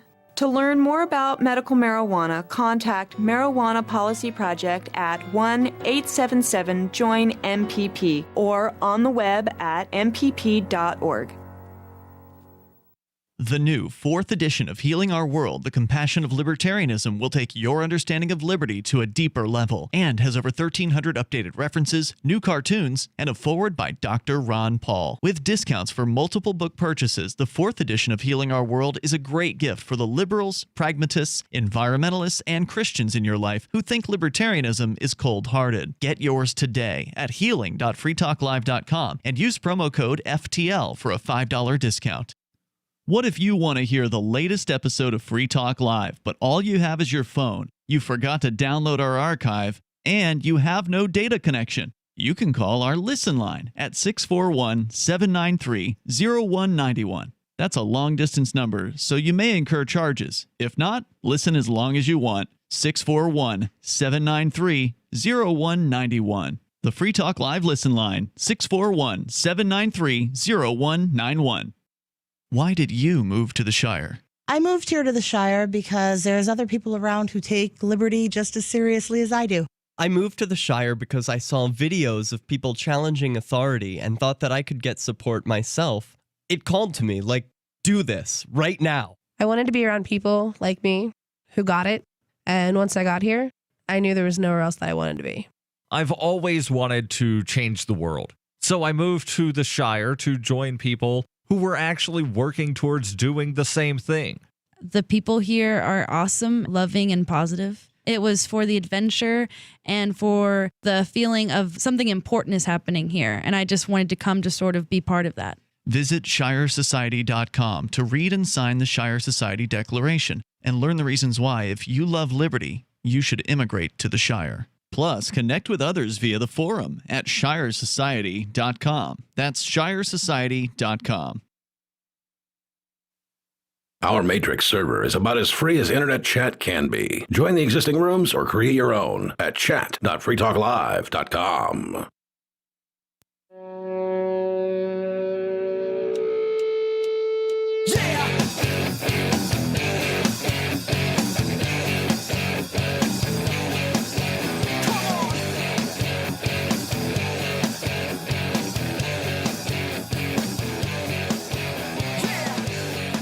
And we're back with Free Talk Live. As one member of the studio makes funny faces at the camera, you can call in at 603-283-6160. That's 603-283-6160. Get your voice, your opinion, your thoughts heard on many number of topics that we've covered tonight. Sitting in the studio tonight, 'tis I, Mr. Richie Rich, along with Matty Matt. Some guy with a beard. The only guy with the beard all of a sudden. Oh yeah, that's right. I'm the bearded I'm one. the only facial hair representative here. I'm coming in a little Captain bit. Graybeard. That looks like stubble to me. That's all it'll ever be. I mean, you both are sporting a 5 o'clock shadow. Which, if I shave at before I go to work in the morning, and get to a job at 8, I have a 5 o'clock shadow around 10. This is like a 9-day shadow. I know. I'm just saying. Call us when you hit puberty, kid. Right on. I'll let you know. like a 4-year beard or something. That's pretty. You must trim it then. I do. Yeah. Okay. Of course. It's kick-ass. No way that's 4 years of growth all the way through there. No. All right. Before we go back to the phones here, we must once again discuss the Crypto 6. On March 16th, 2021, government agencies conspired together and raided the Free Talk Live studio, the Bitcoin Embassy, and the homes of Aria DeMezzo, Renee and Andy Spinella, and Colleen Fordham. The Crypto 6 were then arrested and taken into custody, and Ian Freeman and nobody remain in custody. What can you do to help? Check out thecrypto6.com. There are multiple ways in which you can donate to their legal defense fund because these charges aren't a joke. It's going to take a serious legal team and many experts to protect the Crypto 6 from further aggression from the state. This case will likely set precedent that will affect the world of cryptocurrency for decades to come. Help them in their fight for liberty and financial freedom by contributing to their legal defense fund at thecrypto6.com. Once more, thecrypto6.com. And earlier when we talked about this, Captain, you suggested that reaching out to more Bitcoin, crypto media outlets. Reaching out to more media in general would be helpful. Yep. And Dave Ridley called in earlier. Was it forums.shiresociety.com? Correct. Or something like that, to find out more ways in which to reach out to that media to spread this message. So if you're looking for ways to help and you're not able to do so necessarily financially at this time, get the word out, spread the word wherever you can. Yeah, we could use the labor help if it were just writing stuff, writing press releases to all those contacts that Dave mentioned over at forum.com, I believe. It's forum. Forum. Oh, singular. Oh, Yep. sorry, my bad. That kind of a thing, because, I don't know how to do any of that. There you go. Utilize your skill, your expertise in whatever area it may be to help the Crypto 6. And again, once again, thecrypto6.com. To the phones. Dave in New Mexico. You're on the air, Dave. Yeah, I know I'm always complaining about how incompetent government in New Mexico is and elsewhere as well, but especially New Mexico. Yeah, well, I know it's a surprise, but, I'm always ragging on them, how dumb they are, negligent, and stuff like that. They can't do anything right. According to NewMexico.gov, they're the number one government in the entire country. Well, that's what I'm trying to tell you. They're the number one government, man. They saved kids' lives today. They might have trafficked my children by their stupid mistakes, but they saved kids' lives today. There was a kid that was going to gun down the entire school, a little elementary school, Tony Hillerman school today, but this teacher saved the day and prevented the shooting because she saw the gun. She called the cops, and they locked down the school, and then they evacuated the school, and then they had the gun-sniffing dogs. I didn't even know they had gun-sniffing dogs. They had gun-sniffing dogs come in and clear the whole school so that all the students would be safe and no more students would be shot. And then they figured out that the gun that the kid pointed at the other kid, the little third graders, turned out that it was a cell phone. It wasn't a gun. But that teacher saved those lives anyway. So, way to go to that teacher for saving all those lives from the cell phone. So, Matt, you're the gun guy in the room for the most part. There is a pistol that's oddly shaped, much like a cell phone. Yeah, so it prints like a cell phone in your pocket, so that when you go, no, man, it's just my cell phone. Bang. Is that what this was, though? Obviously not. But as gun companies start making things that look like cell phones, I could see this becoming a problem more often. Yeah. I could, but those are also, I think, only single shots too, though. So it wouldn't be a mass shooting kind of machine. Okay. How about? So we're willing to sacrifice one third grader. Absolutely. Okay. Dave, go ahead. How about when they start making guns that look like a mannequin hand, a mannequin finger, but it shoots a single 22 caliber round or whatever. So then the kid's going to get called on, get the cops called on when they point at each other. Yeah. I can foresee that future, as grim as it may be. Well, that explains the peanut butter and jelly sandwich then that was bitten into the shape of a gun. So when they start making guns that look like peanut butter and jelly sandwiches, then I think it was was it a Pop-Tart? Yeah, Pop-Tart. It was a Pop-Tart. Pop-Tart. I'm sure there's. Yeah. So I don't know if this was covered earlier in the week. But I believe it's somewhere in Australia. This might be the gun news for the week, Matt. They're now required to register Nerf guns as firearms. Shut up. I can pull up the article if you guys. Oh my God. Yeah, the derp is strong with that particular one. Did you see this? Did anyone else come across this? I don't know that it's been covered this week or at all. I've been paying pretty good attention. That's not to say I'm not without fault. I think that's a very good proactive move because, any blue-collar dude could go into his workshop and take a Nerf gun and put inside of the Nerf gun an actual firing mechanism in a metal barrel and turn a Nerf gun. I worked in a nerdy corporate office full of like IT type of people, and we would have Nerf gun wars. I mean, the guys had USB powered Nerf missile launchers on their desk. It's pretty awesome. And would just, wait for the right GPS coordinates and for their coworker to come in before they hit fire, and it would go up in a big arc like a Hail Mary football and come down and hit them on the head. So from the dailymail.com, which again, reputable website, right? This is not satire. Dated April 26th, so just a little over a week ago. I'll just give you the headline. I don't think we need to get into the whole article. Nerf guns will now be registered as firearms in one Australian state because they look identical to prohibited weapons. And there was a subsequent headline that I read later on, between then and now, that was basically like the first guy to register his Nerf gun as a firearm. That's an abomination. Like there's nothing natural or sensible or logical about that. And I wonder if they're using Australia as a test bed to see how far they can push people. And it looks like they can push people pretty far. Almost guaranteed. Well, what about? Go ahead, Dave. What about all them those pen guns, like in all those Bond movies that I watched when I was a kid? Yeah. So how about All I'm saying is, based on your example, right? I can foresee the future that you're presenting, and although it is grim, right? We're not far from it, right? If they're going to make guns that look like pens, Well, then the moment you have a pen, in your shirt pocket, in your little pocket protector, and the cop sees a pen, his first reaction is going to be, "It might be a gun," and then he's going to shoot first, right? Regardless of what's in your pocket. How about a tape dispenser?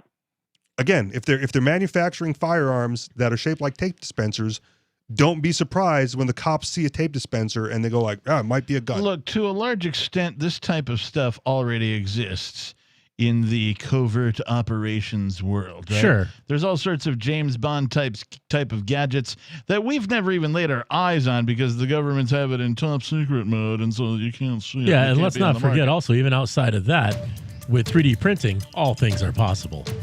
Agreed. Thank you for the call, Dave. And not only that, not only with 3D printing, right? The fact that in America, citizens are allowed to manufacture their own weapons. You can make it look like whatever you want. Sure. And it's I'm thinking legal. about a mannequin hand like endlessly right now. Thank you, Dave. There you go. More coming up. Free Doctor Talk Who did Live.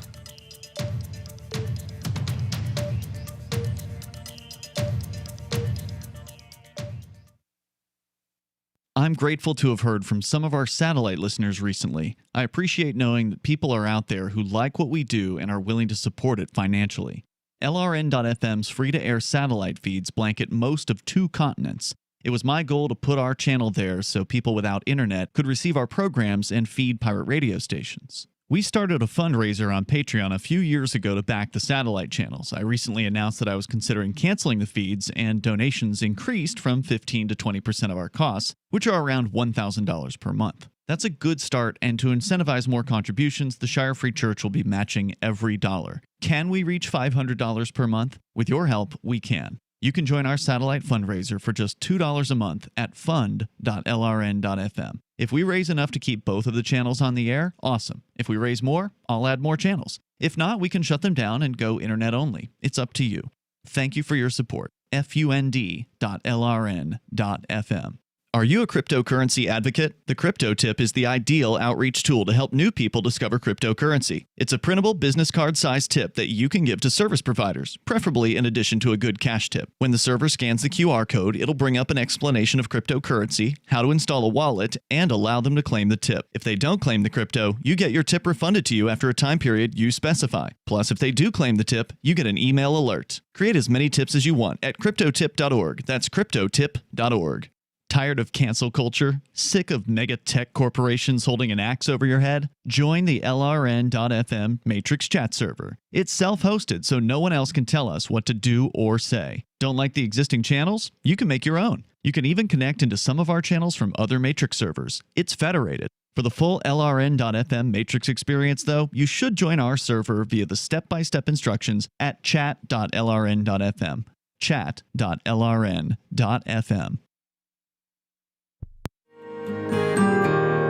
So the protection of life, liberty, and property is what the Free State Project is all about. But it's an effort to move 20,000 people who understand. It's about demonstrating to the entire country that, yeah, we can have a free market, a truly free market. Making it just a freer, great place to live.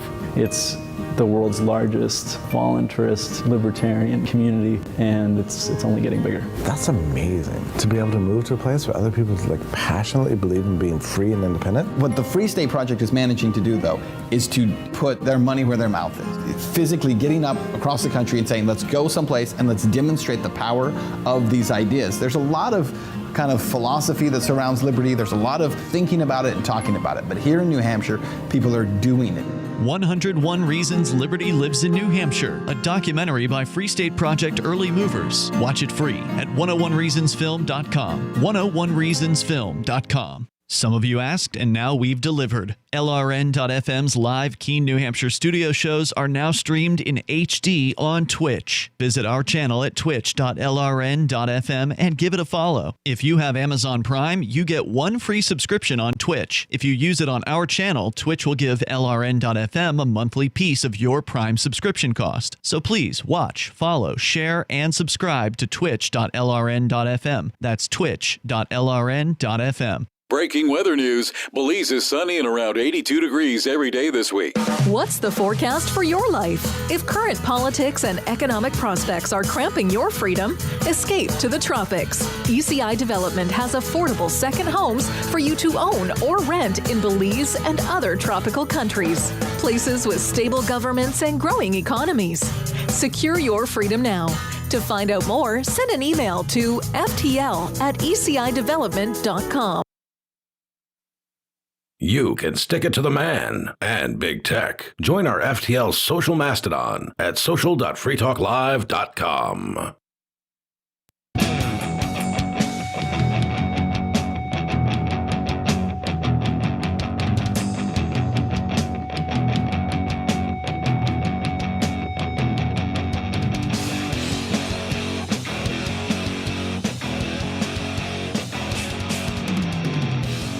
And we are back. We are. With the final segment of the It's the final countdown of the Thursday night edition of Free Talk Live, the live call-in show where you could have gotten on the air had you called me a little bit sooner. But now, forget it. Final segment. You're not on. I don't do unscreened phone calls. I try not to. I'm not cool like that. So we're going to jump right back in to this article about Mr. Hanspel, the man who got a mortgage from Washington Mutual in 1998, made one mortgage payment for $1,600 and some change, and then has lived on that property ever since. I want to know why he bothered making the mortgage payment at all in the first place. Wait, ever since or 20 years? I don't think he's out yet, and this is a recent article. So that's way more than 20 years if he bought it in 96. Well, over 20 years. I think it's the first paragraph. Long Island man who only ever made one mortgage payment has used the courts to stay in the house for 23 years for free. Okay. So, and he's made one payment of, we'll call it $1,600. So the dodging eviction, right? Because he got the mortgage in 98. Then they waited till 1999 to start the eviction process, and then 20 some odd years from that point. Are you doing some calculations there? Just give me a second. Yeah, he's got his phone open. He's doing calculations. All right. You let me know when you're ready. Okay, I'm ready. Okay, go. This guy paid $5.78 per month, the equivalent on his mortgage since 1996. Is that inflation adjusted? I believe it is. Okay. Because my numbers are probably wrong, but I just took 1,600 and divided it into 276, which is the appropriate amount of months for 23 years at 12 months in a year, not counting for leap year or leap month, which we don't have. So he made the one payment, and then Washington Mutual started the foreclosure proceedings a year later. So this is not even the eviction proceedings. This is just the foreclosure, and then we get to the evictions. And he clearly cares about the way he looks or something, because that is really nice landscaping going on there. Yeah. The house is clean on the outside. It's a very respectable looking neighborhood. In contrast, if he'd have paid his $1,600 a month for the 23 years that he's been in there, he would have paid up until now $441,600. Now, with all that extra money, you're looking at the picture, which again you can check out in the article there. The landscaping, but what you would expect to see with that much savings is like a Bugatti or a Tesla or something parked out front. Lambo, bro. There you go. Yeah, Lambo. By May 2000, Washington Mutual successfully foreclosed on the home, and Hanspel was forever barred from any claim to the property according to the judgment of foreclosure. But Hanspel never left. By January 2001, he filed his first bankruptcy claim, records show. He went on to file another one in November 2001, two in 2002, and one in 2003. If bankruptcy filings didn't work, Hanspel simply went to a state court seeking relief, sometimes acting as his own attorney, according to an August 2005 order from Nassau County Judge Burton S. Joseph. Meanwhile, in 2004, Hanspel transferred the deed of the home to a friend, Rajender Pal, even though he had no legal right to do so, according to court papers. Well, let's just make one thing clear here. I don't care where you are in the world. generally speaking, rent or your mortgage is your largest payment that you have to make every month. I call this outgo. It's the opposite of income. It's outgo. And so this guy has successfully, for 23 years, evaded that particular payment, which means he has made more money on whatever kind of salary he's making than anybody else in his same position. And so, therefore, he can afford a nice landscaper. I wonder what he does. He's probably a landscaper. Just put up a sign for his business. That, again, not covered in the article as far as I know. Transferred the deed in 2004. Paul, Rajendra Paul, the guy he transferred the deed to, using the Kenmore Street address, filed for bankruptcy in 2005, staving off eviction yet again. I mean, this is otherworldly, like, system manipulation, right? Using the system against itself. And you know what? We're kind of laughing and joking, behind the microphones here. I'm a little bit in awe, a little bit envious of the ability to pull off what is clearly a scam, but, generally against people that we don't care too much about. Seems to be perfectly legal. Also a good point. Apparently. And it's also a huge case of I deny your reality and substitute my own. Which I love that saying for Adam Savage from Mythbusters. Mr. Hansel and Mr. Paul's apparent frivolous conduct in using the court system and the bankruptcy proceedings as a sword to get out of a lawful debt rather than a shield is most disconcerting to this court, Joseph wrote in 2005, threatening sanctions. But by 2008, Washington Mutual had gone under. Crisis crash of 2000. Right, yeah, that whole thing that happened in 2008. Right, yeah. Marking one of the largest bank collapses in American history, with its assets eventually taken over by J.P. Morgan. The new bank was also unable to boot Hansel and has been locked in litigation with him for years, with Hansel filing at least 3 lawsuits against J.P. Morgan Chase and Nassau Supreme Court. Maddie Matt snort. Totally. I love it. I told you, that's always my goal, to make you guys laugh. The two sides are also in an ongoing legal battle in Brooklyn federal court. Now, this you brought up, I think it was you, Maddie Matt. If they can't prove that they own the loan or that they have legitimate claim to it, right? I signed up with Washington Mutual. This got bought and sold as securities, and God knows where it went. Mr. Hansel might have a legitimate claim at this point, or the other guy he signed the thing over to. Yeah, Mr. Paul might have legitimate, concern and complaint at this point that there's no legitimate mortgage holder, and so these lawsuits must proceed onward as though it was legitimate. Hansel claimed in court. Go ahead. That's hilarious. It's like, and on top of it all, he's making it into a bigger mess than it originally was on purpose with this other deed holder. So that's just, they could transfer that deed 6 more times and they'll all live there for the rest of their lives with grandkids. And they might. Hansel claims in court papers that Chase committed blatant fraud in 2010 by trying to evict him when it didn't have proper title to the home, and accused the bank of withholding surplus funds from a previous auction of the property.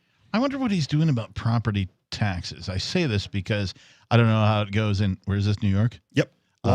In New Hampshire, at least, there was some snafu between my mortgage company and the tax folks where I live.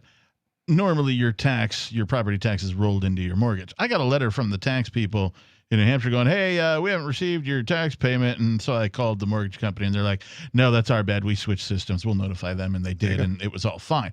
So I'm just wondering what happens if the guy's only made one payment. Do the tax people in New York mail him, contact him, call him, whatever, and go, hey, by the way, your tax hasn't been paid? Does he go, oh, we'll talk to my mortgage company? Or does he go, let me pay it? We'll get to that.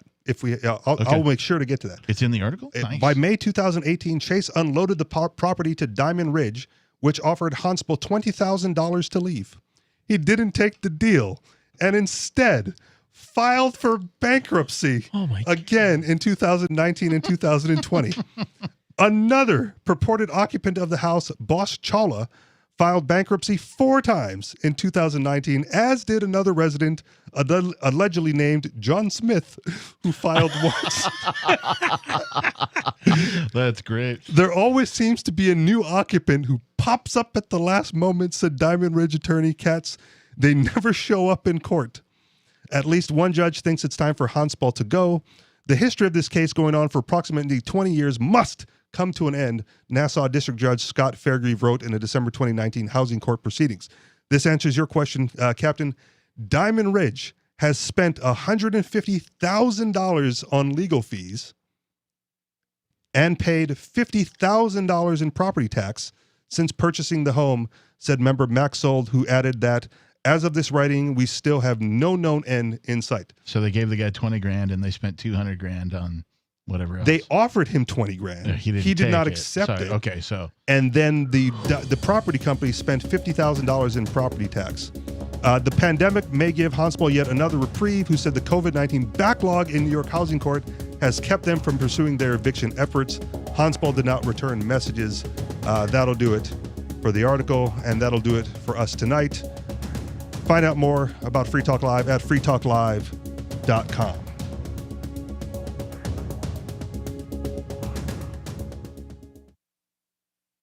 The Terran Federation and the Terran League have been killing each other for decades. Sheltered, wealthy, and light years from the threat, the members of the 500 have no interest in changing that. When Rear Admiral Terrence Murphy is given governorship of a backwater system, a risk-free path to wealth and power is his for the taking. But Murphy is a man of honor, duty, and responsibility. He intends to stop the killing, whatever the cost.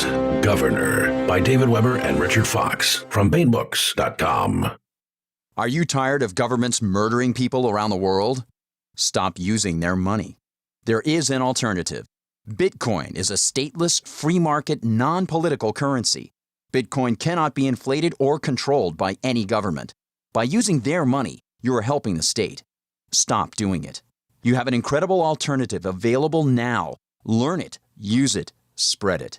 Get started with Bitcoin at bitcoin.com. That's bitcoin.com. How many lawyers does it take to change a light bulb? None. They'd rather keep their clients in the dark. There are too many lawyer jokes to count. However, there are some lawyers with more noble intentions. At the Institute for Justice, we bring the light to our clients. We are a non-profit public interest law firm with clear values and principles. At IJ, we fight for those whose most basic rights are denied by the government.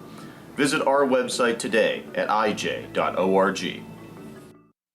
So you've heard all 3 hours of the latest episode of Free Talk Live, and you're still hungry for liberty-oriented audio content? Did you know that we have another 24/7 audio stream at LRN.FM? The Liberty Radio Network airs the latest episodes of some of the best liberty-oriented podcasts on the internet around the clock. In addition to recorded content, you'll also hear live shows like Free Talk Live, originating from our Keene, New Hampshire studio. So listen anytime at LRN.FM. That's LRN.FM. The latest episode of Declare Your Independence with Ernest Hancock is next after the news on the Liberty Radio Network at LRN.FM. The president hits the road again. Lisa